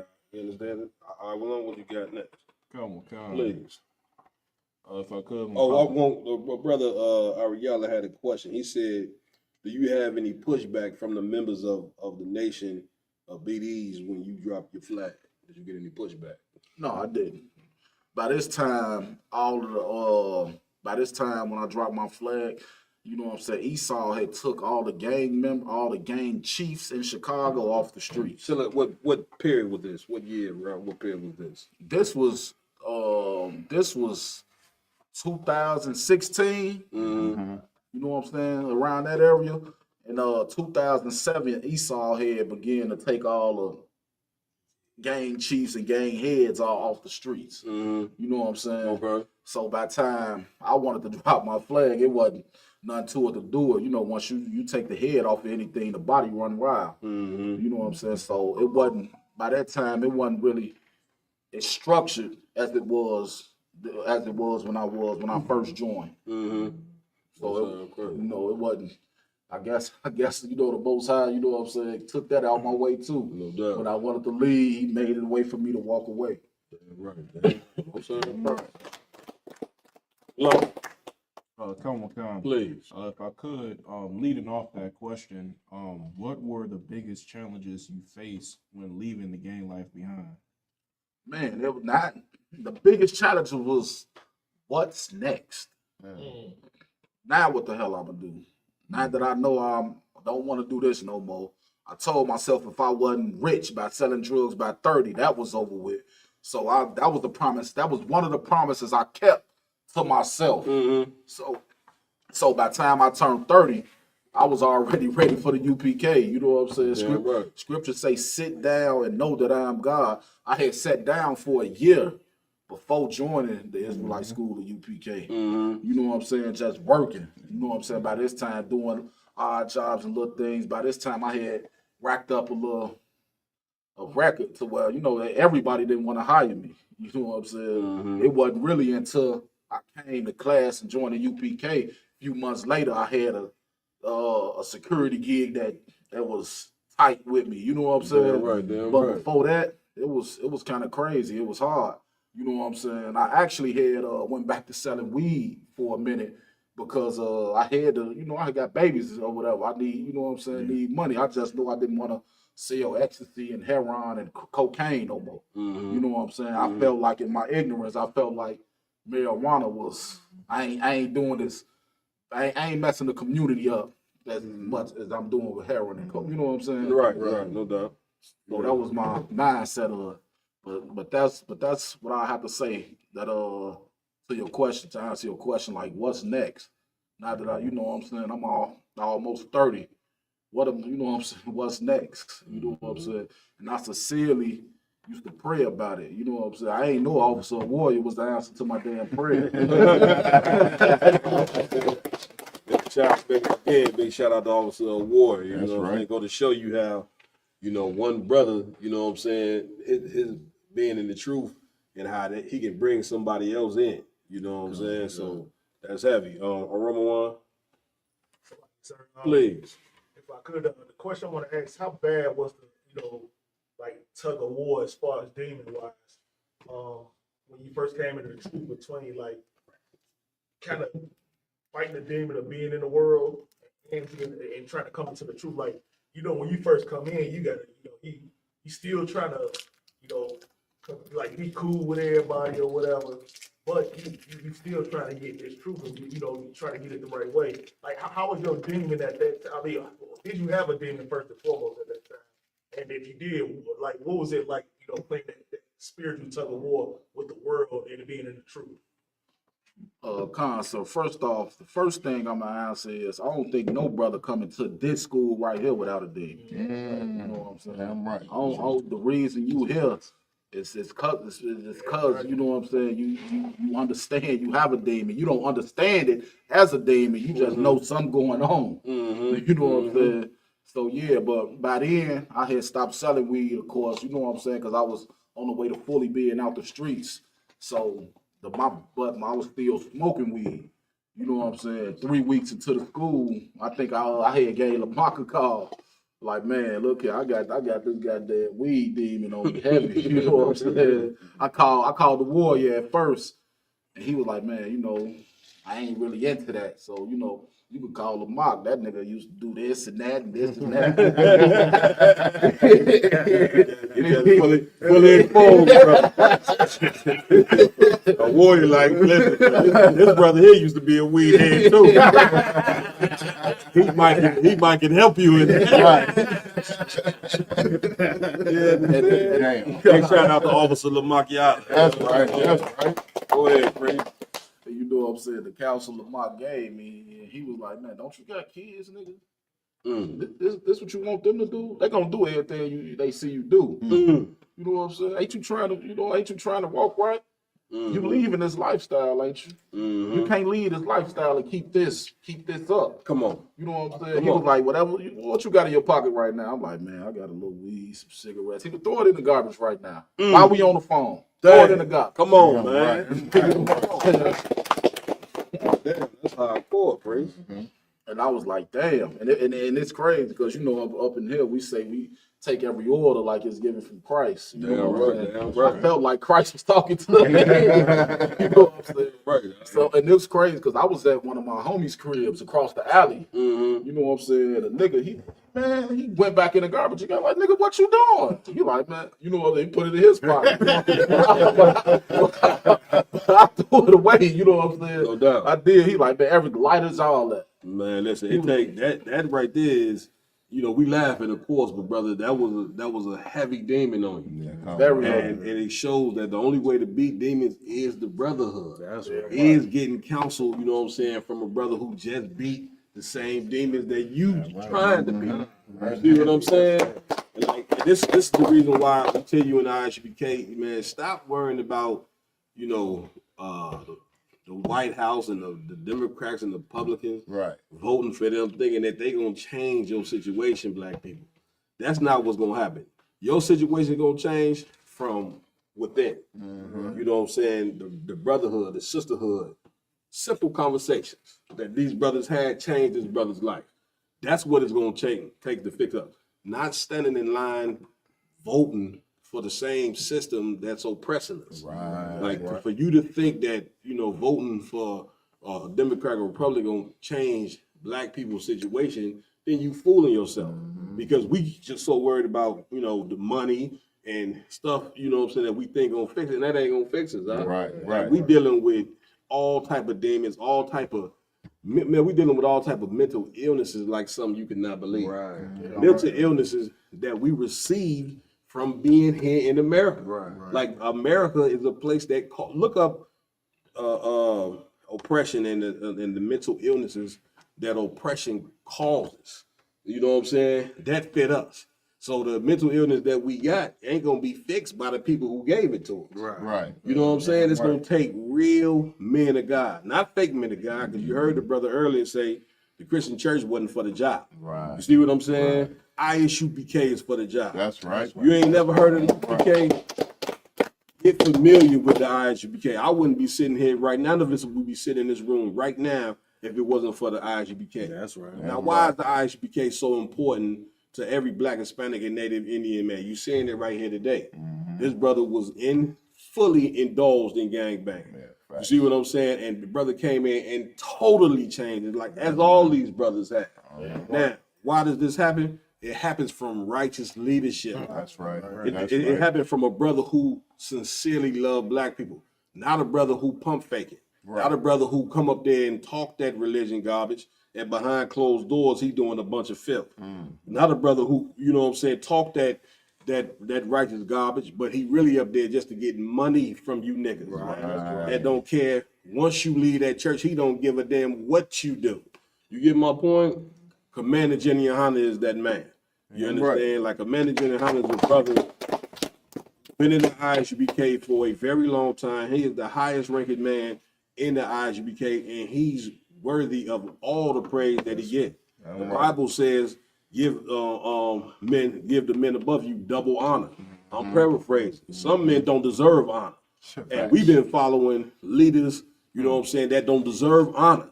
You know what I'm saying? And which is why we in last place amongst the races of the planet. That's right. Because you honoring people who are traitors to black people. That's right. Martin Luther King was a traitor to black people. That's right. Jesse Jackson, all these cats that you look up to, you know what I'm saying, that you felt as though was great men, all of them failed doing the job. You know what I'm saying? But there is a brother that did not fail.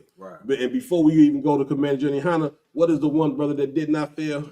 Jesus Christ. That's right. Yahweh Shah Mashiach, a black man from the tribe of Judah.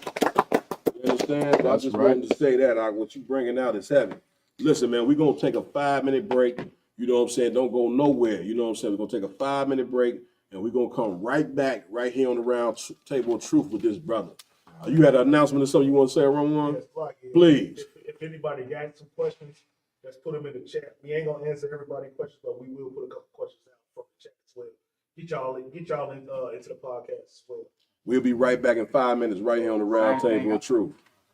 Hey, shalom, Israel. The ISUPK presents the Lord's 56th annual Passover going down right here in Atlanta, Georgia. We got a whole bunch of events lined up for y'all, including the annual lamb slaughter. You already know. Then it's the Hebrew Academy trials. Oh boy. Next, we got the children's party.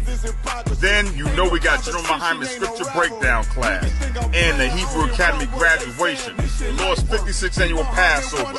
Pay your Passover fee. It's only $200 to get all these exclusive events. Real black culture. The general's in attendance and the stage is set. It's going down. April the 12th in Atlanta, Georgia. This event is only for the Black, Hispanic, and Native Indigenous people. We got a week full of events from April the 9th and the 13th. But remember, you gotta pay that Passover fee. It's only $200 to get every event exclusively. Here's the itinerary for the Lord's 56th annual Passover. April the 9th is the annual lamb slaughter. April the 10th is the kids party. At 7 p.m. later that night, General Muhammad's scripture breakdown class. April the 11th, the Hebrew Academy graduation. Later that night at 8 p.m. is the all-black party. April the 12th is the Lord's 56th annual Passover. April the 13th is the Feast of Unleavened Bread. $200, 17 years or older, pay your Passover fee. See you in Atlanta, Israel. Shalom. Hey, Shalom, Israel. It's Prison Officer Quasar, the ISPK, and the Commander Junior High. All right. Tune in every Tuesday night for the Brotherhood class here in Columbus, Ohio. All right. Start at 7 p.m. Don't be late. No cowards, no excuses. Hey, Shalom.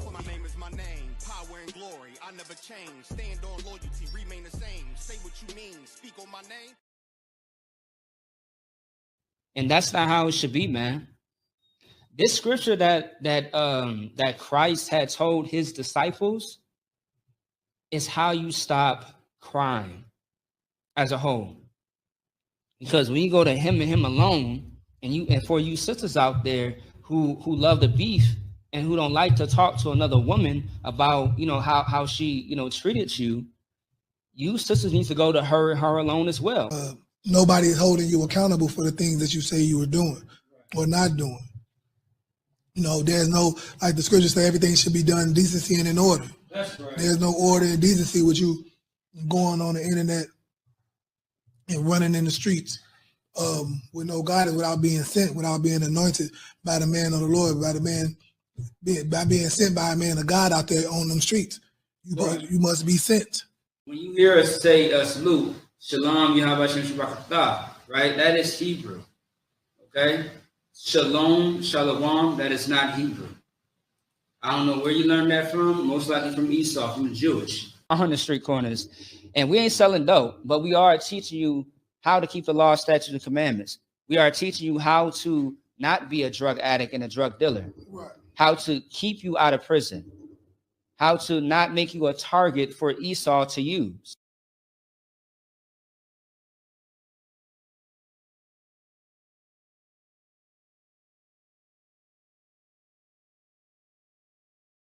Welcome to ISUBK Detroit. Check us out on all social media platforms. Classes are Monday through Saturday.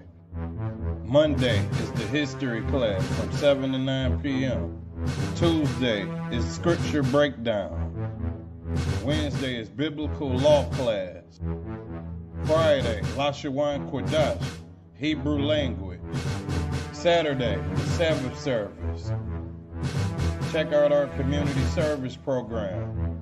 We have food and clothing drives, helping the people in need, and we also have felony expungement services available. Join us and get involved.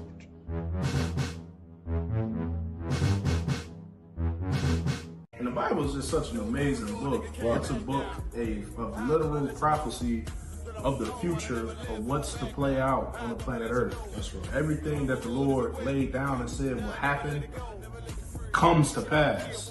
And that's an amazing thing to have at your disposal. You got a book that tells you the future. And they shall know war. In the 8th verse it said we was going to be a prey to the heathen.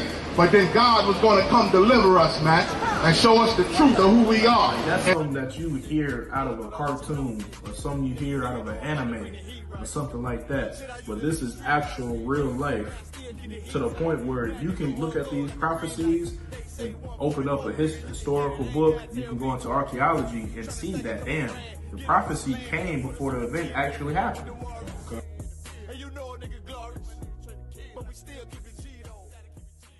Gangster about that.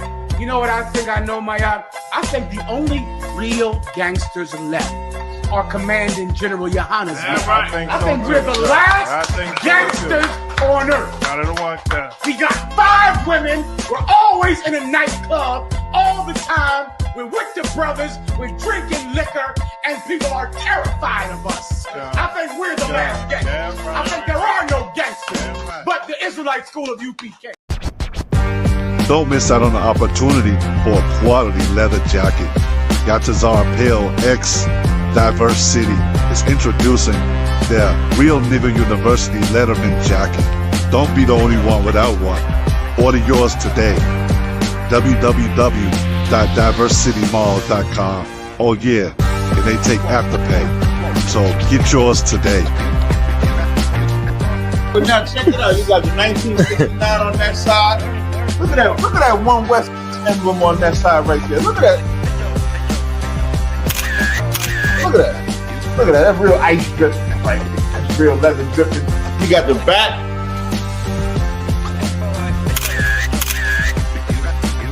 And then, if anybody ever questioned us putting nigga on the jacket, you got Acts 13:1 engraved right here on the front.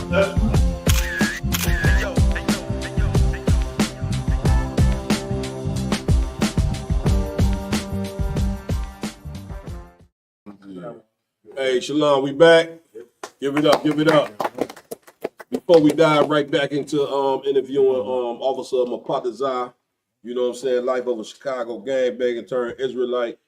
We're gonna turn to Officer Lamont for a few announcements. Lamont, you got it. Come on, sir. You know, all Israel, Blacks, Hispanics, Native Indians watching, you know, make sure to go like, follow, share all the social media pages, Roundtable of Truth, Instagram, Facebook, Twitter, you understand, TikTok, etc. Google My Business, make sure to go do that as well. The Cash App is $ Roundtable of Truth is in the chat if you want to make a donation to the Roundtable. You understand, all this equipment and all this. If you want to make a contribution to the work of the Lord, you know, $5, $1 doesn't really matter. You understand, everything will be appreciated as well. I'll turn that heat off right there. Chicago will be downtown tomorrow from 1 p.m. until on the Magnificent Miles. Here in the street speaker. The weather finally good. We can be back out on the streets in the Windy City. You understand? And not only that, on Sunday of this weekend, we will be at the 312 Awards. You understand? I'll put out for high, make sure to make it happen. We will be in the building. As well, next week on Thursday and Friday will be the Feast of Purim here at the Chicago School, 9909 West Westchester Roosevelt Road. That's right. You understand? Make sure to come show support. Bring your family, your friends, everyone that's a Black, Hispanic, Native Indian. And then lastly but not least, the Lord's 56th annual Passover. That's right. You understand? Is coming up April 12th. You understand? It's going to be a week of greatness. April 9th all the way through the 13th. You understand? Make sure you pay your $200 Passover fee per adult, 17 and above. And lastly, but the most not least, pay your tithe to the Israelite School of Universal and Practical Knowledge under Commander Janahana. One more thing I want to say too, also, not this Saturday. This Saturday we're gonna be on the Mag Mile for camp, but next Saturday we're gonna be in Gary, Indiana for camp. You know what I'm saying? So you in the Gary, Indiana, you know what I'm saying? We're gonna be out there, you know, under the leadership and tutelage of Officer Iwalum. Give it up to the brother. So diving right back in, what we got for the brother, man? Come on, sir, if I could, please. How has your understanding of identity and purpose changed since becoming an Israelite? Oh man, you know, before becoming an Israelite, you know, you see the condition of Black people in every ghetto around America, doesn't it? So you feel like you feel cursed.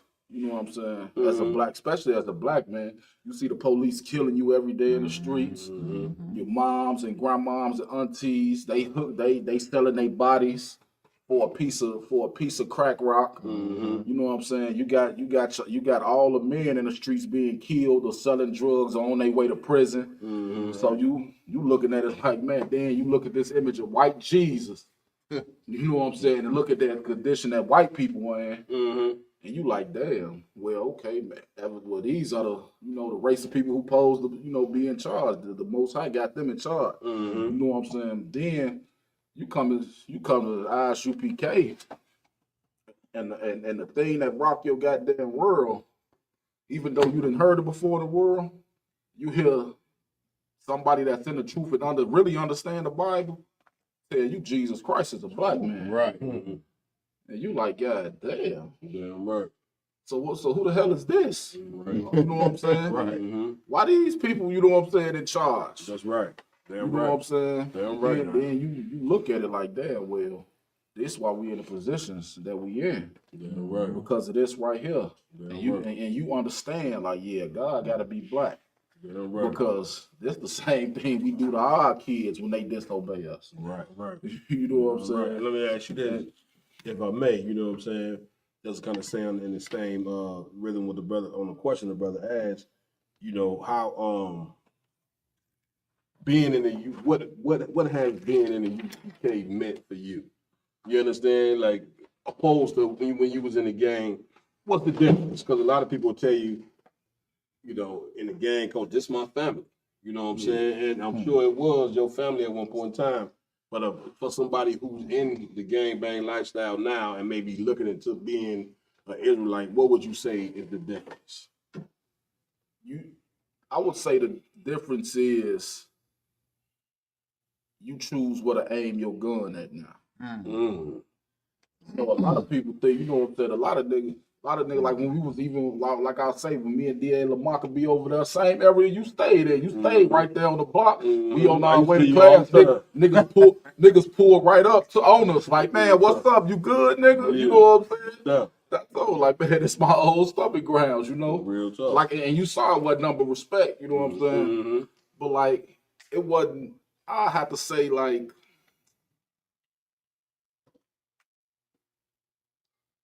it wasn't like no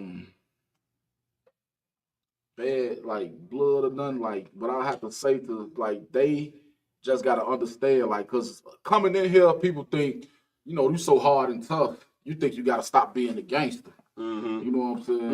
And that's why I made the last statement, like, you don't gotta stop being a gangster. You know what I'm saying? This a military we put, like, you know what I'm saying? All you gotta do is redirect your gun. Damn right. You know, your gun ain't aimed at a black, Hispanic, Native Indian no more. Get into it. You know what I'm saying? You aiming all, you aiming your gun, not physical gun. I ain't saying go kill white people. Right. You know what I'm saying? Right. But you aiming all your, you know what I'm saying? You understand that the same oppression you under is the oppression the next black man is under as well. Right. You know what I'm saying? Right, you understand? That's heavy. You know what I'm saying? Because, you know, for it gangbanging all over the country at this point. You know what I'm saying? No matter where you go to, there's gangs everywhere. You know what I'm saying? And, you know, we sick in this place. Y'all were done. Get me right on that. Sure. You know what I mean? Black people, we sick. Go ahead, Bree. If I could, man, Please. it reminds me of a story. Like, okay, so, you know what I'm saying? You know, Mapataza young and the truth, of course. We walking down the street one day after camp, you know what I'm saying? We walked past a group that, I mean, it wouldn't even make sense to mention. No more. Right, I understand. You know what I'm saying? But, you know what I'm saying? One of the cats, you know what I'm saying, he started talking out the side of his neck, and he said the word bitch out of his mouth. You know what I'm saying? Oh, yeah. Oh, it must have lit a fire, and he was ready, man. And he stand down. Oh, you going down there? You going down? We're not thinking like oh man, that was a beautiful moment. Man, make no mistake, you know what I'm saying? When the brother first came into the truth, he was definitely rough around the edges. It was a few times I had to tell him, brother, you cannot do that up in there. You understand? He was up in Indianapolis, you know what I'm saying? He was about to jam down on the nigga. I had to grab him like this, like, come on, man. We ain't finna do that up like that. Nigga, look, he turned around and looked at me like, it took him a minute to calm down, but he calmed down. You see what I'm saying? And that's the point, man. You know what I'm saying?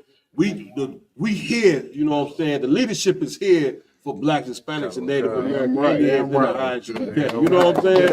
Like, we ready to step to the plate, man, and go get all our brothers out of the world who in that lifestyle and in that culture. You know what I'm saying? Because us being, once again, we said this a few shows ago, us being opposition against one another is a part of the sickness of this. We sick as a people. You know what I'm saying? and you gangbanging, you part of the sickness, man. Somebody got to have enough courage to tell you, man, nigga, you ain't supposed to be in their life. And not only is you not supposed to be in their life, because everybody say that, but brothers want to know, like he's been saying, what is the alternative for me leaving this life? You understand?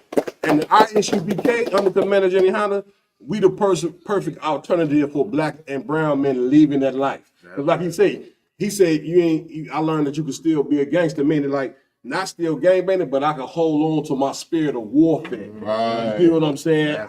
My masculinity. It's just the gun didn't change once it's getting spiritual.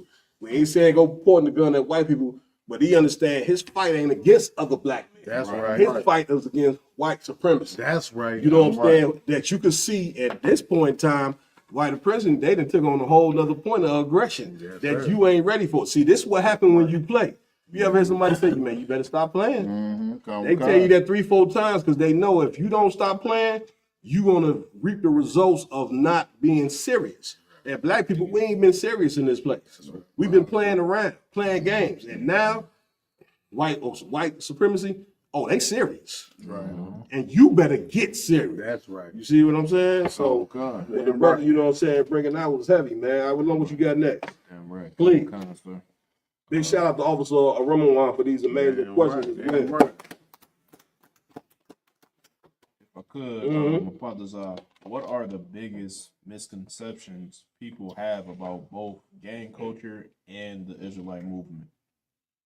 I'd say the biggest misconception, like I have to be, a nigga don't want to let go of his spiritual, his warfare that he got to go on. He don't want to let go of the masculinity he think he got in the world. And when you come in here, you learn, you really start to learn masculinity in here. Having a gun pointed at your brother or selling drugs to the people who look just like you, that's not masculine. Right. You know what I'm saying? You know what I'm saying? To look at yourself in the mirror and go out and do crime to somebody who look like you, that's not masculine. Yeah, right. You know what I'm saying? Yeah, right. To wake up every day with it on your mind that you got to get it by any means necessary, even if it means killing you, that's not masculine. You know what I'm saying? So what I have to say is you don't learn real masculinity until you get into the ISUPK. Right. Give it up, Bobby. You know what I'm saying? When I came in here, I learned just by coming in here and teaching me a few scriptures, ask a few questions for me. You know what I'm saying? Changed your whole life. The whole way of thinking, like, damn. Yeah. You know what I'm saying? That's it. Like, man, this was this way, this way. All I had to do was, you know what I'm saying, put the cards over here and switch this up, and they had, you know what I'm saying? Like I say, I was struggling with finding the damn slavery, you know what I'm saying, in the world. No doubt. When I came in here, the Lord see I was doing righteous. He like, man, go on here. Here you go. You ain't got to sell drugs no more. I'm gonna make sure you know what I'm saying. You said that security money was treating me well. It was one security job the brother was working. He called me for the council on it. I said, well, brother, you can't work up in there. You remember that one? We ain't gonna say what type of environment it was. I just told him, brother, you cannot be in there, brother, because you might get influenced in the wrong way. You know, I might get influenced in my way. Right on down there with you to work the security and knowledge. The fact that I had to call you for counsel on it should have told me. I shouldn't be here. What does this brotherhood, now that you in the UPK, what does this brotherhood mean to you? Man, everything. You are not. What am I without the brotherhood? It's everything. Damn, you know what I'm saying? That's right. The brotherhood is my kids coming in here and don't have to follow in my footsteps. Because I felt I had to, you know what I'm saying? I felt I had to follow in my father's footsteps. You know what I'm saying? That's it. So if my kids start anything like me, then I'm in a good position. Give me more about what you mean by that. Because if my kids feel like they got to follow in Pop's position, then they'll be preaching the prophets of the Lord as well. You know what I'm saying? Damn right. They'll be in here teaching that the white man is the devil as well. Damn right. You know what I'm saying? Because he is the devil. Damn right. He definitely that. Damn right. They'll be in here teaching and learning that somebody who look like me is not my enemy. You know what I'm saying? And that's everything. If black people could just if all black Hispanics and Native Indians woke up one day and said, you not my what's the op? You not my op. We'll cure so much overnight. Damn right. If black people woke up and said, "Man, I can't sell this crack rock. I can't let you sell your damn baby Pampers for a hit." You know what? I ain't doing this no more. Damn you know right. what I'm saying? Damn right. If black people woke up and said, "I can't go in this goddamn strip club and support another brother's daughter throwing money on her, because if this was my daughter up there, all hell would be raised." You know what I'm saying? Damn right. Damn right. Everything what you saying is you right on point with it. You know But here's the problem. The reason why it's hard for blacks and Hispanics to not look at each other like op is because we avoiding the enemy, you know what I'm saying, that we should hate. We avoid hating him. You see what I'm saying? It's like a bully. A bully gonna come bully who we can bully. But this bully is not gonna go confront the cat that he's bullying him. Right. He'd rather take it out on other people. Right. And that's us as black people. We punks. Yep. Instead of dealing with the real bully, and who was the real bully? The white man is the real bully. That's right. White supremacy. And a lot of people don't be ignorant to what we say. That there's some white people, they very kind. Right. You see what I'm saying? They cool people, man. So we ain't talking about them. But somehow nice white people, they ain't the ones that run the country. Like they ain't the one that's oppressing us. It's all the evil white people that's doing it. Right. And so those are the ones that we dealing with. And even the nice white people, they benefit off of white supremacy some way, somehow. So my point is, because we avoiding dealing with the real enemy, which is the white man, we ain't got no choice but to hate each other. Right. So if you want to know the solution to stop hating each other, start hating the man that's hating you. That's right. And then you'll get to do what? Start loving the people, you know what I'm saying, that is being hated by the white man. Right. You know what I'm saying, which is your own. Stop being a goddamn punk, man. That's what the ISUBK is so beautiful, man. Nigga University. The wisdom that we obtain up in here is the wisdom that a man needs to be a man. You can teach a man how to fight, throw fists, shoot a gun, all that. You know what I'm saying? That ain't gonna be the reason why a black man survive. Right. And those things is needed. But what's gonna be the reason why a black man survive is the wisdom that a brother get taught up in here. This brother came in here, changed his life, did an excellent job. Again, get the brother in here. And some years back, you know what I'm saying, the brother was teaching the brotherhood class. So he went from gangbanging to teaching brotherhood. Let that sink in your head for a second. You know what I'm saying? Because what does that mean? Society failed this brother before he came into the ISUBK. Right. The church, the religions, he just told you of all the religions he tried. Right. You know what I'm saying? He just taught you, you know, about his family life. You know what I'm saying? And so the combination of black people's religion and white supremacy led him to gang bang. So that means that the people that's raising our young men, they failing at the job. That's right. And they shouldn't be raising black men. Who should be raising black men? The priests and prophets in the ISUBK. That's right. We really give a damn about these young boys. You know what I'm saying? Now, like he was just saying, his son's gonna have an opportunity to come up and become priests. You know what I'm saying? Which is an honorable man that has a moral code and will still kick your ass. Right. You know what I'm saying? Make no mistake. Men and I, we not Christians, man. Right. We come out there and we teach and we let you know we ain't Christians. That means if you harm us, we gonna harm you. We gonna defend ourselves, which is what a man's supposed to do. That's right. A lot of y'all got it mistaken. You thinking the man of God is a punk. You know what I'm saying? That's why, you know what I'm saying, when you look at a man of God, he supposed to be a punk. Which is why so many black men and Hispanic men end up in homosexuality. Because you thinking a man of God supposed to just, you know, just turn the other cheek, don't even know what to turn the other cheek mean. We'll teach you what that scripture means. You see what I'm saying? Before you know it, a man of God, he ain't supposed to have no strength against nothing. And before you know it, he's sitting in the bedroom, you know what I'm saying, on all fours, you know what I'm saying, getting paid. Good night. You know what I mean? He telling his woman go purchase a dildo, so she getting paid behind her. And you coming to his door You think his woman in there screaming? He in there screaming. Top of his head. Oh man, it's bad out here, Cat. Y'all know what I'm talking about. It's rough. It's rough in these streets. Right. Hey, Cat, you gotta get your shot in. Everybody else been doing it. You saw I made a post like it's no longer no Diddy, it's no Sakari. Yeah, you know what I'm saying? And here's the seriousness of it, is that, you know what I'm saying, we've been telling y'all for a long time. The Bible says one body, one faith, one baptism. Right. You cannot get around that, man. You cannot get around the pedigree that Commander Jenny Yohana is the only brother certified to be teaching these 12 tribes on how to get back and serve the Lord. And when you go outside of the body of Christ, you're going to fail. It ain't just Sakari. Sakari fail. They supposed to fail. Right. IUIC, that's a failure. All these fake ass Israelite groups, they all failures. And it's just a matter of time, man. Right. I don't want to get off, man. We're going to get right back to the brother. You know what I'm saying? I got one if I could. Please. You know what I'm saying? So just to keep count of the fake Israelite groups, Cap. We got Nasty Nate.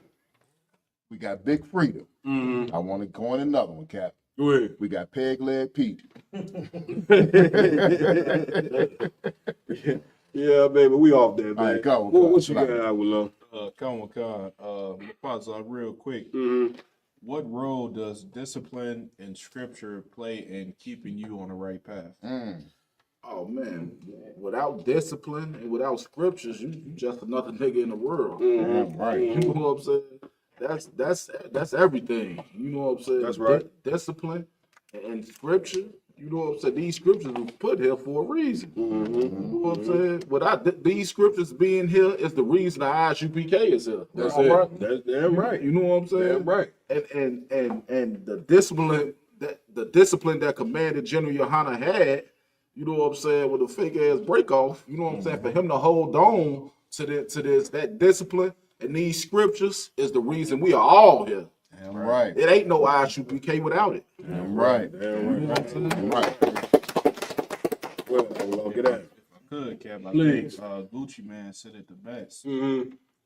Without discipline and scripture, you lost in the sauce. Damn right. Damn right. Damn right. Gucci Man better stop his woman from laying in the lap of a homosexual man. Oh, You know what I'm saying? Who put it? A lot of you women silly as hell. You know what I'm saying? You letting your woman, you know what I'm saying, hang with a homosexual man. And let me tell you something. That man is putting plenty of pipe to that woman. Right. He's sitting there laughing in front. And he go ahead with little Tony. Tony tan that anyway. Back to the y'all making me get unfocused on what we Go ahead. Like what the brother was saying and whatnot, like the Christian church, the so-called white man, the so-called white man, it makes black men effeminate, emotional, and that's why so-called the gang world, everyone's about shooting each other because they got their feelings hurt. That's right. Or another man walked on the wrong block that we don't even own. At one point, like that's why like the discipline is the UPK. The discipline teaches you how to not feed into your emotions. Right. Teach you how to fight the demons that you have. Like, I'm not gonna go kill my brother because he's wearing another color shirt or another different pair of shoes or whatever the case may be. That's The it. Christian church is for effeminates. That's it. Women and gays, for real. That's it. From a point, and when you fall in that category, you're gonna go kill your other brother because your feelings were hurt. Damn right. You understand? Being in UBK, discipline breeds masculine men. Damn right. Damn right. Damn right. And without masculine men, there cannot be a military. That's it. There can't be a structure. That's it. And there definitely can't be one West. Damn right. Damn right. A warrior, come on, priest. If I could, Cap. Go ahead. Just to piggyback off what he said, me and Marshall Mark, we was having a conversation. And we was going Big shout out to Officer Marshall Mark. Shout out to that. we like people don't really know how the people in the Bible was. You got Nehemiah, snatching people beards out. You got Christ whooping people out the out the temple. Oh yeah, for sure. You got Abraham went to go get his nephew back with warfare with when they kidnapped Lot. So you got Peter, sliding off and they get look, we born warriors. Damn right. Damn right. That's the fact. Okay, so Please. if I could, Cap, to that point, even our women in the Bible, Like they say that ISUPK under Commander General Yohana, we hate women. No, we honor honorable women. That's it. You know what I'm saying? That's it. I named my daughter, if I could real quick, you know what I'm saying? My daughter's name is Yaila. You know what I'm saying? That means woman of purpose. She's named after a sister in the Bible. Most But when we were in a very, very dire war in our history, this sister right here, you know what I'm saying? A general thought she was beautiful. He tried to holler at her. She played along. You know what I'm saying? He got drunk, thought he was gonna get some. She rubbed his head.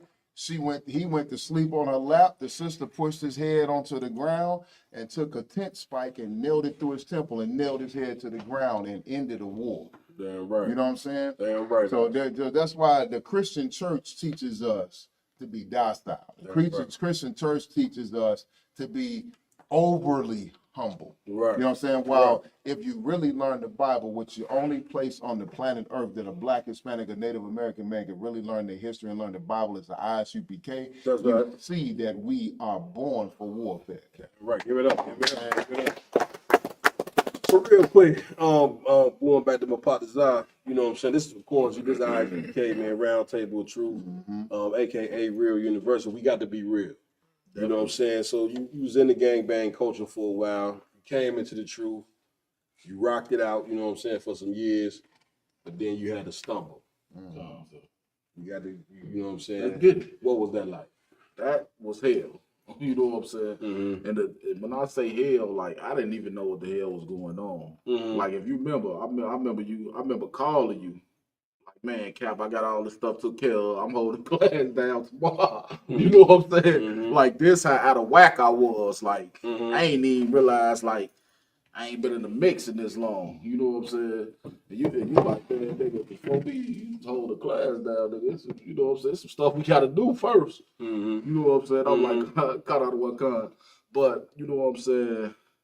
But like, you know, we were just speaking to my father. You know what I'm saying? Let me just show you this. Please. If I could. Please. You know what I'm saying? This just how much I miss the nigga. The nigga, my damn screen. You know what I'm saying? Damn right. Like, right. My father passed, you know what I'm saying? Because at first, you know what I'm saying, we came up strong as a shorty. Then we our condolences too for the brother, you know what I mean? Brother's father passed. But you know what I'm saying, we had fell off because I felt like he ain't want to be a father to me no more. But you know what I'm saying, I ain't really understand it at the time. You know what I'm saying? But when I came into the ISUPK, we had started getting back straight. You know, you're not allowed to hate no man, especially not your father up in here. You know what I'm saying? Right. Better, you know what I'm saying? You know what I'm saying? So, you know what I'm saying? Me and him started getting back, you know what I'm saying, on a cool path. You know what I'm saying? We just had started rocking it out. And then he had passed. And then, you know what I'm saying? And when I had got the news, like, man, your father, he probably got 2 months left. The first thing I should have did was called your phone. Man, my father finna get up out of here. I don't know how I'm gonna take it. You know what I'm saying? That's the first thing I should have did. But what I did was I went and bought me a bottle of Hennessy. I went and hit Lakeshore Drive. You know what I'm saying? And I finished that bottle and went right back and got another bottle. You know what I'm saying? I allowed demons to talk to me. I allowed demons to counsel me. You know what I'm saying? And I'm glad Commander Junior Hunter did that breakdown on demons, because now I could fully understand, like, demons, talk to you in your own voice, so you don't think they demons. You think you reasoning with yourself. That's right. You know what I'm saying? Right. That's it. So and that's what it I allow demons to talk to me, and I'm thinking I'm doing something. You know what I'm saying? I'm like, man, these niggas got their own stuff going on. Let them handle what they. You know what I'm saying? And but I'm bringing out every goddamn Monday in brotherhood class that brotherhood is a weapon. If I'd have just used that weapon, Cap, ain't no. You know what I'm saying? Tell them where I'll be right now. Damn right. You know what I'm saying? So you had your stumble, whatever the case may be, and eventually you end up getting back locked up.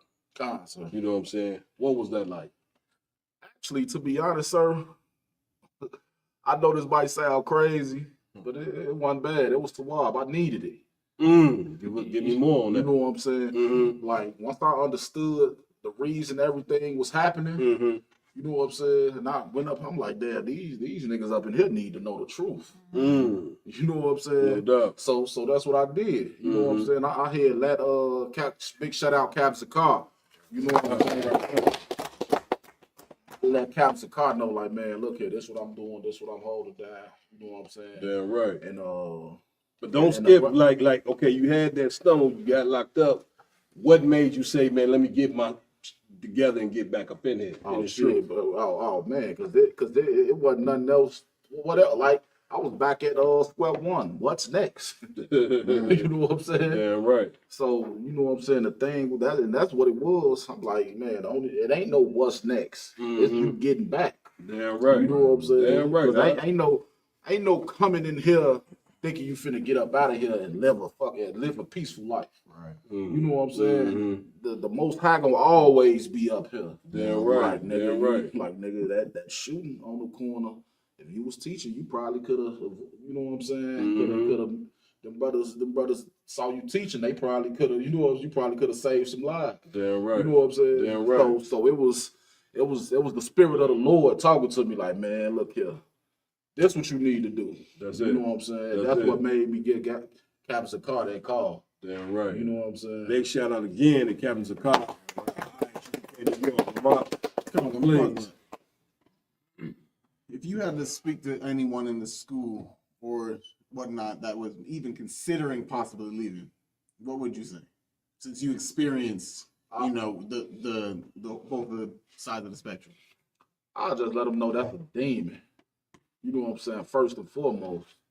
Because that's the only thing it could be. You know what I'm saying? Ain't nothing else. Leaving up out of here could be your death. That's it. That's it. Right. You know what I'm saying? It's just you know what I'm saying? The Most High got a little bit more mercy on some brothers than others. I just happen to be that brother. Damn right. You know what I'm saying? Damn right. Damn right. So now you in the you want to say what you were saying? Something? So now you in there, you got in contact with Captain Zakar, you back, getting back in, you back strong. I got the calls. The brother gave me excellent report about you in there teaching. This brother was holding classes, you know what I'm saying, while he was locked up by it. So he ain't just get back in the truth. He got back in the truth and got busy while he was in there. What was that like in there teaching them brothers about the truth? Oh man, it was excellent because like I say, when you in there, you looking for answers. And I'm knowing this. I'm knowing these brothers looking for answers.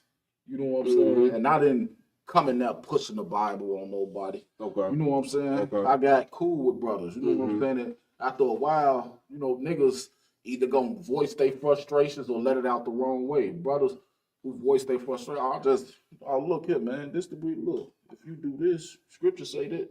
You know what I'm saying? You know what I'm saying? Plus, I'm out in the whole day room by myself for a minute, just studying the scriptures. You know what I'm saying? Damn right. And when niggas know who you is from the world, man, that nigga a BD. Right. He ain't rocking with none of the BDs. You know what I'm saying? That in itself, okay, I got to stop you right there because that take courage to be in there. And most people, they go and vibe whatever gang they was with on the streets. You know what I'm saying? So what made you not vibe with the gang? You know what I'm saying? Once you got back in there, you know what I'm saying? I didn't vibe that take courage to do come. Most brothers, you get my point. Most brothers say, man, listen, whether they want to or not, I'm rocking with who I was with out on the street. Right. That take courage to do what you did. Why did you do that? I did that because I wouldn't have been able to do what I did if I'd have linked back up with them. You know what I'm saying?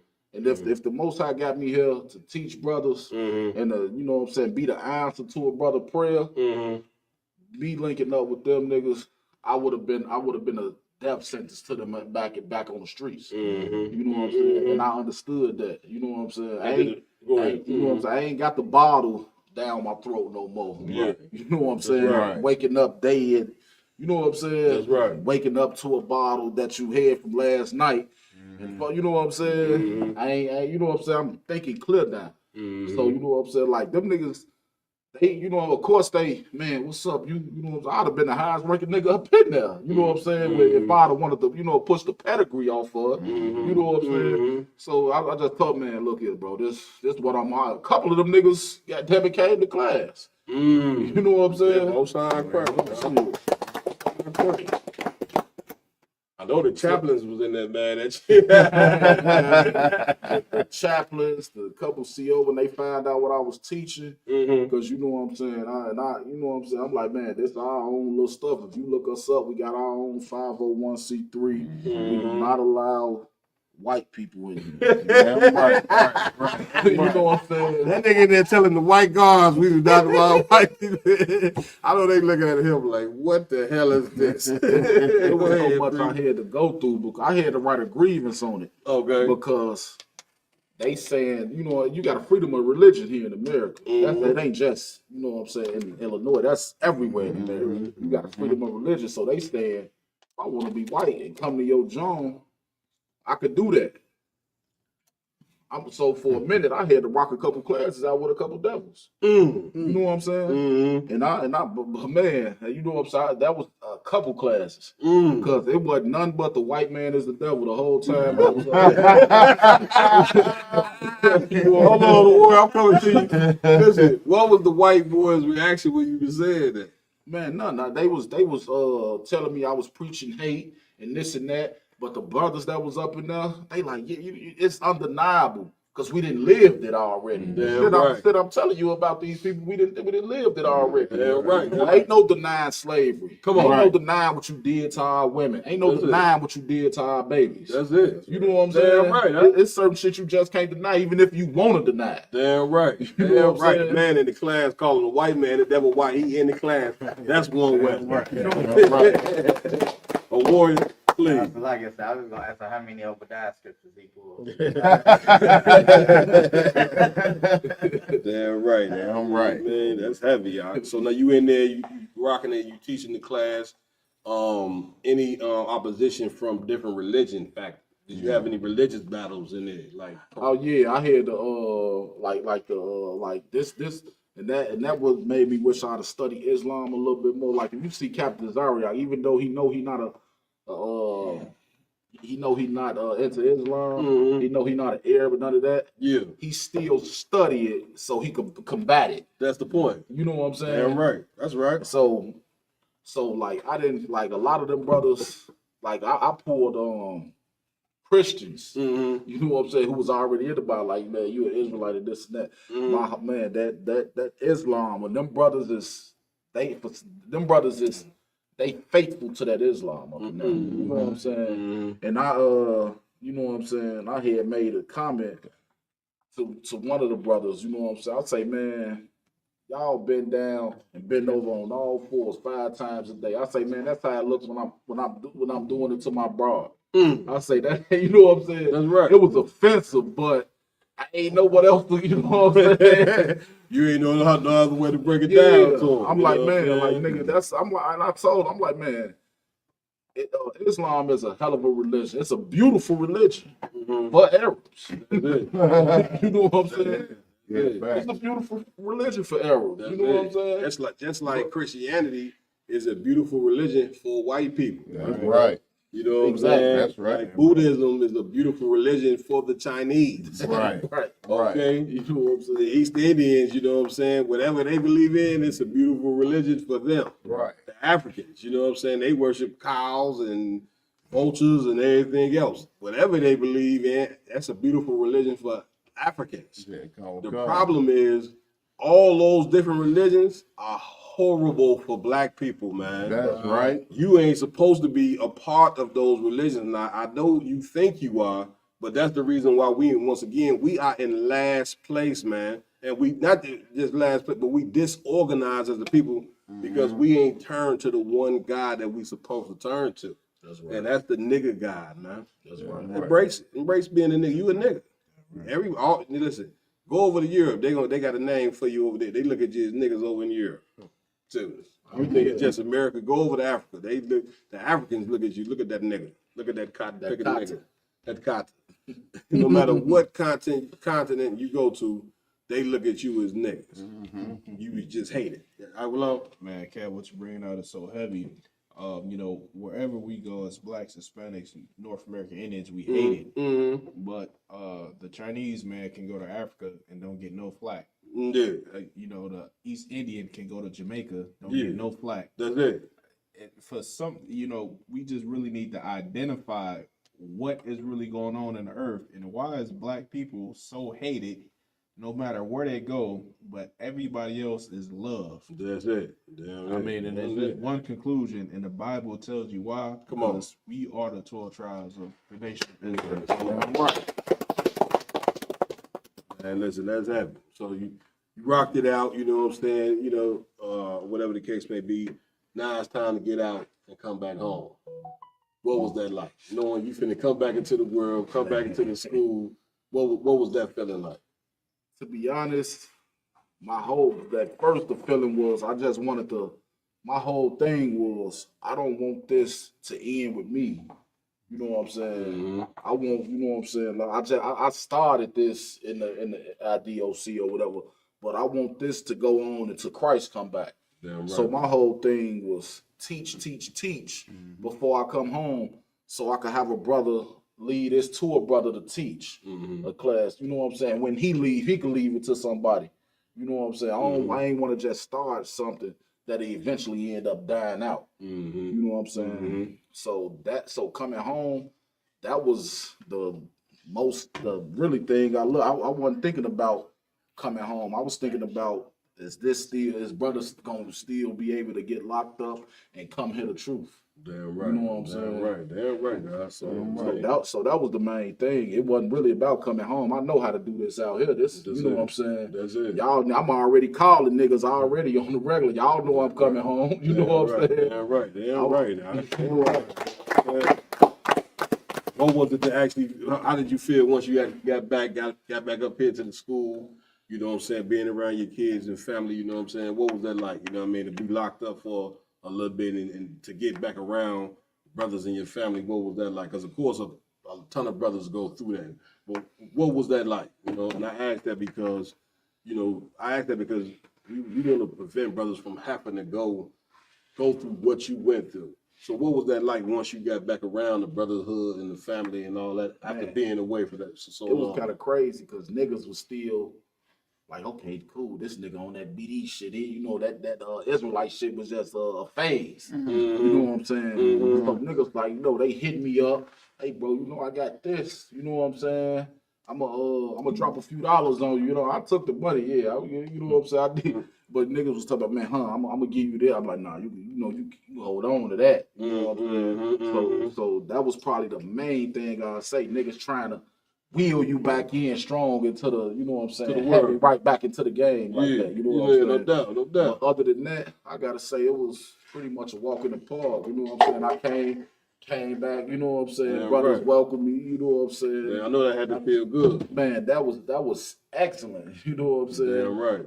I got excellent reports going to the generals from Captain Sakar. You know what I'm saying? Yeah, right. So man, it was cool. You know what I'm saying? General Commander General Hanna gave me his personal number. Damn right. You know what I'm saying? Right, like man, yo, it's man, he tells me like, man, don't. He always tell me, man, call me. You know what I'm saying? If you need anything, General. From when I first saw General Muhammad face to face, you know, General Muhammad been on my ass for a while. General Muhammad on everybody. Mine too. You know? Every time I get that number, you know what I'm saying, morning, I say, oh shit, what is it? You know what I'm saying? I was embraced by General Muhammad. He let me know, you know what I'm saying, if you need anything, call me. You know what I'm saying? Damn right. Like man, it wasn't Captain Soccer War. Big shout you out know Captain what Soccer I'm War. Big shout out Captain Soccer War. That nigga was happy to see me. Captain, what's our highest ranking captain in the school? Captain Tall War. That nigga, I saw him in Atlanta. That nigga, he wouldn't stop giving me goddamn it tequila. You know what I'm saying? That sound like Captain Tall War. Hey, that nigga say, look here, man, this the bottle. I'm like, rotate, nigga. He said that car right there. I got a whole nigga. That's our bottle. You know what I'm saying? I say, damn. You know what I'm saying? Right. So man, wasn't nothing but, you know what I'm saying. Big shout out, my nigga out there in New York too. That Benjamite, Officer 5,000, that nigga there, you know what I'm saying? Yeah, right. Man, it wasn't nothing but embrace, you know what I'm saying? Niggas was happy, like, man, you know what I'm saying? That's right. I got niggas, this nigga won't stop calling me sir, you know what I'm saying? You know how you know what I'm saying? Like, that's how it is. It wasn't nothing but, you know what I'm saying, respect. Damn right. You know what I'm saying? Damn right. That's right. I know you mentioned the brother before, Captain Zakar. What did that brother? What did that brother mean to you, man? What a brother like that? You know, Man. he was locked up, and the brother constant communication. What does a brother like that mean to you? Man, everything, Cap. Like, I don't think I would have been able to do what I did without his counsel, because it wasn't easy. I'm gonna let you know that now. You know what I'm saying? No doubt. It ain't easy going up in there, you know, because a lot of niggas already got it in their head that the Bible is for white people and white people only. It ain't for me. That's what most niggas got in their head. So for me to go up in there and raise up a school, right, and teach classes, you know what I'm saying? No doubt. Without Captain Zakar, I don't think I'd have been able to do it. You know what I'm saying? Not on my own, or it'd have took me a little longer. Damn right. You know what I'm saying? Damn right. Man, Captain Zakar, every time I called him, he like, man, yeah, this chaplain, what's going on with him? You know, I'm like, man, he a devil. You know what I'm saying? You know what I'm saying? Damn right. You know, Captain Zakar, he had sent me a apocrypha up in there. And man, when I got that apocrypha, and I had him send me Captain Kapasha's precept book. You know what I'm saying? And man, when I got it, it was on. And when I say on and popping, Cap, that nigga Cap Kapash could be a general of 13,000. That precept. Big shout out to Captain Kapash, right? Captain over Indianapolis and other surrounding zones. Yeah, man, I'm talking about that precept book was everything. I still got it now. You know what I'm saying? You know what I'm saying? Right, damn right. I couldn't the brother who I left the school to. I couldn't leave certain stuff with him. You know what I'm saying? And then I wasn't able to leave him with stuff that got my name on it. You know what I'm saying? No doubt. So. And that was on, but he took a lot of it down, wrote a lot of it down. You know what I'm saying, as he could. Damn right. But yeah, that's what it was. But man, that precept book and that apocrypha, because you know the devils hate that apocrypha. Damn right, I already know it. You know what I'm saying? That was one of the things I ran them devils off with. Damn right. Damn right. That damn apocrypha. You know what I'm saying? Damn right. You know what I'm saying? That apocrypha. That apocrypha, that joint heavy. You know. Any what you got? Give me one more. Come, sir. If I could, please. What advice would you give to young men who feel trapped between gang life and finding a new purpose? Oh man, the reason why you feel trapped anyway is because you know gang life ain't the way to go. Right. You know what I'm saying? The reason you feeling trapped now is because you see that the gang life is lied to you. You know what I'm saying? That's right. And you developing a conscience. You know what I'm saying? That's right. That's one thing you don't need if you're gonna play the streets. You don't need a conscience if you're gonna play the streets, if that's what you want to do. You know what I'm saying? That's it. Once you develop a conscience, you might as well, it's time to leave. Because now you can't do what the street law, you can't abide by that street law with that conscience. You know what I'm saying? That's right.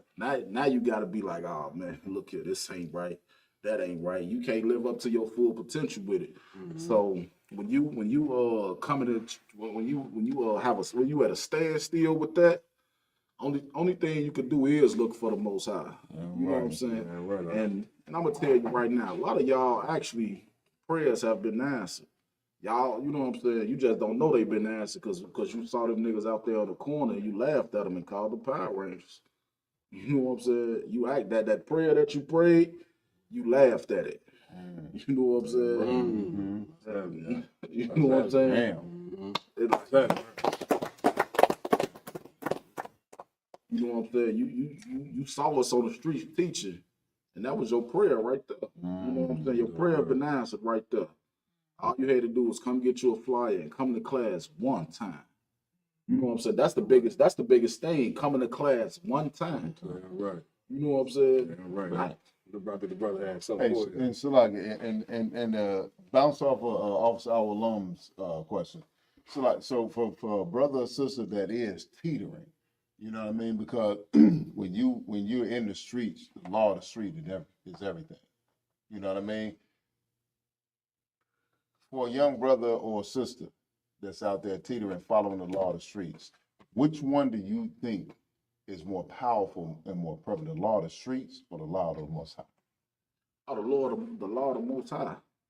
You know what I'm saying? But in order for the law of the Most High to be heavy, you gotta have these scriptures broke down to you by men of the Lord. That's right. You know what I'm saying? Right. You can't look at these scriptures from a Christian point of view and then look at the law of the streets. You know what I'm saying? From what you've been taught, and think somebody gonna, you know what I'm saying, go towards the laws of the Most High. Right. Because according to Christianity, you don't have to keep a goddamn law. Right. You know what I'm saying? Right. Damn right. You feel me? Damn right. So I have to say, you got to be taught by men of the Lord, which only resides in the ISUPK. Damn right. I'm right.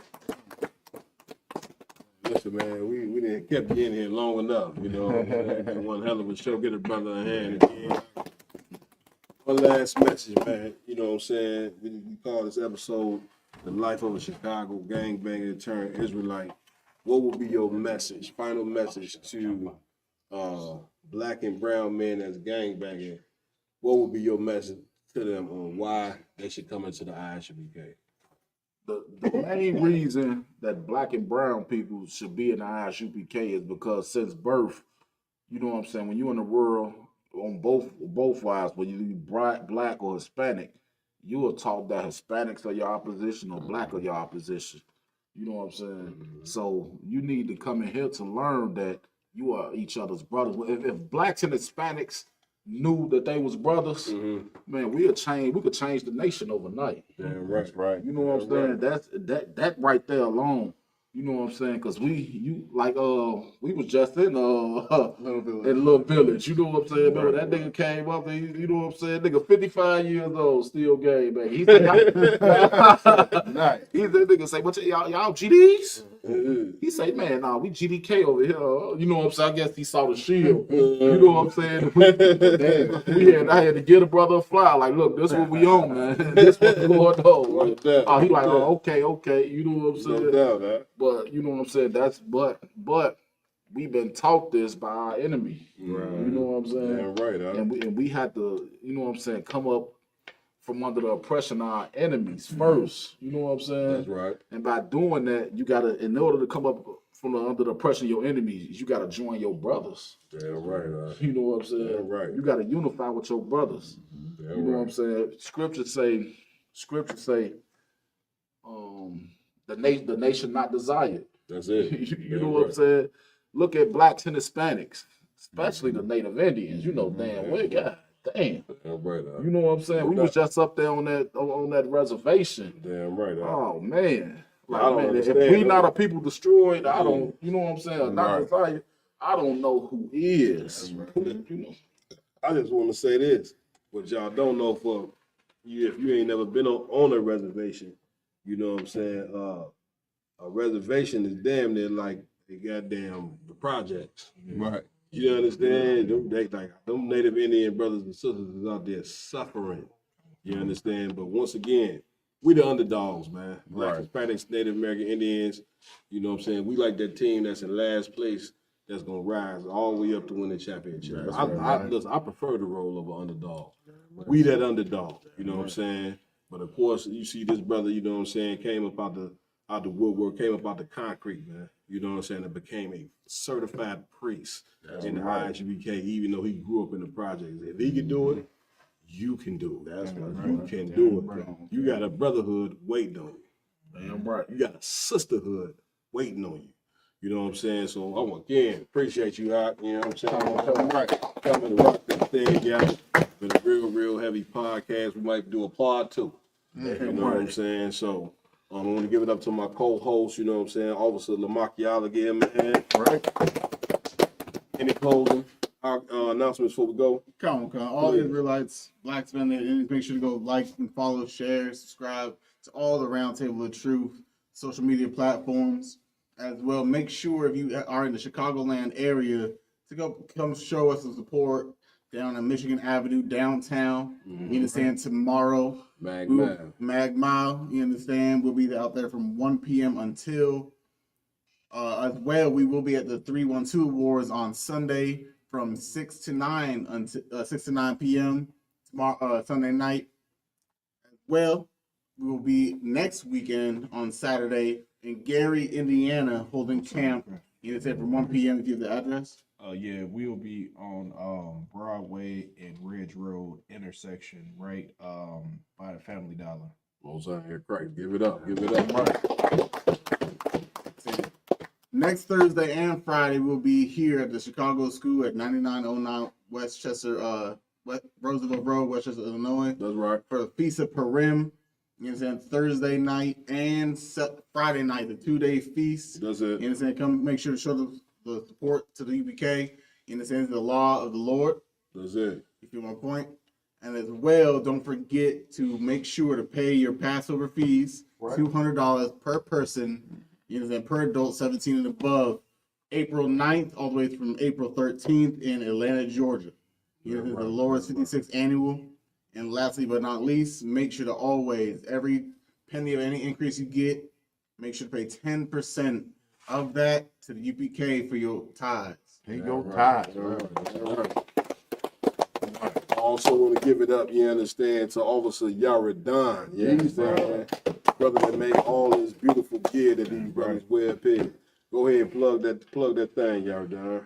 Yeah, if you want any of the gear you see rocked on the Roundtable of Truth or all throughout Israel, go to diversitymall.com. You know what I'm saying? And make sure you pay your tithes, though, to isupk.com. Right. Also want to give it up to Officer Iowa Lum in the building. You know what I'm saying? Comic-Con, sir. Like Officer Lamont Yala said, next week we'll be having camp in Gary, Indiana. Damn right. We'll be How many niggas you know had camp in Gary? Most people scared to go to Gary. Go ahead, you know, under the tutelage of Commander Johanna, we don't give a damn if the city has $0. That's we it. coming for the people. That's it. That's what we want. We will be serving food. So we got food for your soul and we got food for your belly. Damn so, right. You know, catch us next week out in Gary, Indiana on give me right, Raj. Cold Cobb on Ridge Road intersection. From it's on 37th and Ridge. 37th and Ridge, 1 p.m. until. Gonna give it up again to Officer Mayad, newly father, you know what I'm saying? Just had a daughter. You know what I'm saying? Anything you want to say, Mayad? Closing up? Salaki, if I could, you know what I'm saying? Every Saturday, ISUPK around the world holds Sabbath service. You know what I'm saying? This is the day of rest that we give to the Lord. You know what I'm saying? The Lord gave us the Sabbath as a day of rest for our sake. That's it. You know what I'm saying? So do your due diligence. Tune in to the Sabbath service if you cannot be there physically. You know what I'm saying? Where we go over the scriptures in the Hebrew and then in the English. Man, you know what I'm saying? Listen, for the brothers and sisters across the country, man, get your ass up and make it to these Sabbath services. Right. These brothers work extra hard, you know what I'm saying, to pull these Sabbaths. I know it's early in the morning, it's Friday night, you don't want to get up in the morning, but these priests is up, you know what I'm saying, teaching, going in the Bible, reading the Hebrew, you know what I'm saying. Come learn your culture, man. You know what I'm saying? And on top of that, these brothers going to be serving sweet rolls and coffee, you know what I'm saying? There you go. If you come to Chicago school and Officer Mayad ain't got no sweet rolls and coffee, here at this Sabbath service, give me a call. That's all you got to do, give me a call. He going to get fined.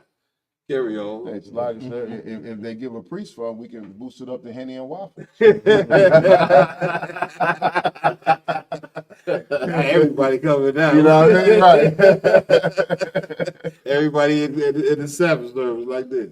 But go ahead though. There you go with God. Please. Well, it's like so every Saturday all across the nation, you know what I'm saying, all across the world, we hold Sabbath service, whatever your time zone, you know what I'm saying, wherever you are in the world, tune in on Saturdays to the ISUPK Sabbath service. Of course, here in Chicago, tomorrow is going to be 9 p.m. Central Time. 9 a.m. It's like 9 a.m. Central Time, you know what I'm saying? Come to the Sabbath service live, tune in, and this is the time when you really can get to know the scriptures. We go from Genesis all the way down to Revelation, chapter by chapter, verse by verse, you know what I'm saying, breaking it down so that you can understand it in a universally practical standard. That's right, man. We want to give it up to our amazing technical team here with us every night. Officer Roman, give it up, you know what I mean? Officer Rob, you know what I'm saying? Give it up. Hold on, Roman got something you want to say? Go ahead, Roman. Please. I don't know if it got brought out, but don't forget we do have the Round Table of Truth coming to Atlanta. That's right. Right. Make sure y'all get y'all being in. It's gonna be a lot of people watching the Round Table of Truth in Atlanta. That's it. I pray you get you a seat or get you a part in this in the stream or whatever, but it's gonna go down in Atlanta. So. Damn right. Damn right. We do part 2 of the Yeah, man, we might can, but we got an amazing thing. Like the brother was saying, we're gonna be roundtables. We're gonna be in Atlanta, and we're gonna be interviewing a lot of the captains of the ISUPK across the country. And so we're doing very well. We're gonna be sitting down with I believe Captain Mashak, Captain Kahantham Yad of the South, King of the South. You know what I'm saying? Who else we got? I think we're gonna be interviewing Captain Yatanzak, newly raised 13,000. That's right. That's right. Captain Gadar Hart, California. You understand? We might get Captain Yak. He a regular. Right. God. I'll see if we can also get Captain Kai and Captain Todd Ward. Man, these brothers doing great work across the country. Right. We also, Lord allow, got the interview coming up with General Shawamar, you know what I'm saying, coming to the Round Table of Truth, you know what I'm saying. So we got a lot of stuff coming up, man. We're gonna be out there. Join us, support us. I also want to just give a shout out to a few people in here on YouTube. Just Art and Paint, get a sister a hand. Young man, Devon, Jacob Israel, the official, what's that? Pretty Dakaya. Give my 9 hand. Lakban Yashikar, Rocky Allah, Princess Lazan. I'm not coming to your award. He said he raised his hand. I'm saying I'm coming to you. Cross the line radio. Give a shout out to Cross the Line Radio. Sister Daya, I hope I pronounced that right. Barn Dog, give him a hand. Dr. Elias, give her a hand. Princess Nazam, I said her name already. Sister Takaya Buff, give her a hand. Kombada. Jacob Israel, did I say him already? Jacob Israel. What else we got in here? D. Terrell. Malak Bond, give him a hand. Natasha Lewis, give her a hand. Yazab. There's a few more names on here. I'll be in here all night. You know what I'm saying? But a warrior, go ahead. Salakia, I just want to, let everybody know that the big priest, he will be, it's to be announced. Yeah. He will be coming to bingo. I'm coming, y'all. I know we didn't push that thing back a few weeks. You know what I mean? Yes, I just want to let everybody know he will be coming to bingo. Oh, Lord. So you will be seeing him in the flesh. We'll be interviewing the big priest. Damn right. I'm coming, you know what I'm saying? Right. Cute work of the Lord, man. It changes overnight, but I definitely will be doing that interview on Bigo. Bring your questions, whatever you want, man. Bring it. Let's get it on. Y'all know how we do it in the UPK. We ain't running from nothing. That's right. Ain't ready for the mayhem, so you fake Israelites now. They don't want nobody dancing in the video. Right. You know what I'm saying? Peg and kid. If you don't want to have to follow a brother who buy a peg kid, hell to die. I'm not buying no peg kids. Ain't no woman making us get face down, ass up the head. We making the women do that in here. Damn right. And we taking unbelievable fire. Unbelievable fire. Unbelievable. So like the brother said, a pagan kit was purchased. I made it vanish. It disappeared. Hey, that sounds like it's a good night. It was a vanishing act. We're gonna go ahead at this point. We're gonna shut it down. Join us next week live right here on the Round Table of Truth. I'm Captain Maul Quad. That's right. Under Commander Jenny Hanna. That's right. Hey, Shalom, Israel. The ISUPK presents the Lord's 56th annual Passover going down right here in Atlanta, Georgia. We got a whole bunch of events lined up for y'all, including the annual lamb slaughter. You already know. Then it's the Hebrew Academy trials. Oh boy. Next, we got the children's party. Then, you know we got General Muhammad's scripture breakdown class and the Hebrew Academy graduation. The Lord's 56th annual Passover. Pay your Passover fee. It's only $200 to get all these exclusive events. Real black culture. The general's in attendance and the stage is set. It's going down. April the 12th in Atlanta, Georgia. This event is only for the black, Hispanic, and Native indigenous people. We got a week full of events from April the 9th and the 13th. But remember, you gotta pay that Passover fee. It's only $200 to get every event exclusively. Here's the itinerary for the Lord's 56th annual Passover. April the 9th is the annual lamb slaughter. April the 10th is the kids party. At 7 p.m. later that night, General Muhammad's scripture breakdown class. April the 11th, the Hebrew Academy graduation. Later that night at 8 p.m. is the all-black party. April the 12th is the Lord's 56th annual Passover. April the 13th is the Feast of Unleavened Bread. $200, 17 years or older, pay your Passover fee. See you in Atlanta, Israel. Shalom. Hey, Shalom. This is Priest and Officer Yahweh Thumb of the ISUPK under Commanding General Yohana.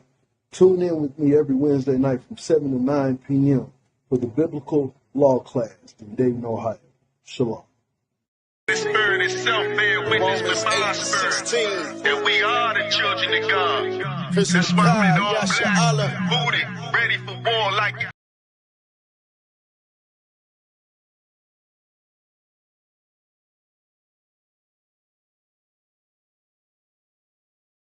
And the Bible is just such an amazing book. Right. It's a book of literal prophecy of the future of what's to play out on the planet Earth. That's right. Everything that the Lord laid down and said will happen comes to pass. And that's an amazing thing to have at your disposal. You got a book that tells you the future. And they shall no more. In the 8th verse it said we was going to be a prey to the heathen. But then God was going to come deliver us, man, and show us the truth of who we are. That's something that you hear out of a cartoon or something you hear out of an anime or something like that. But this is actual real life to the point where you can look at these prophecies and open up a historical book. You can go into archaeology and see that, damn, the prophecy came before the event actually happened.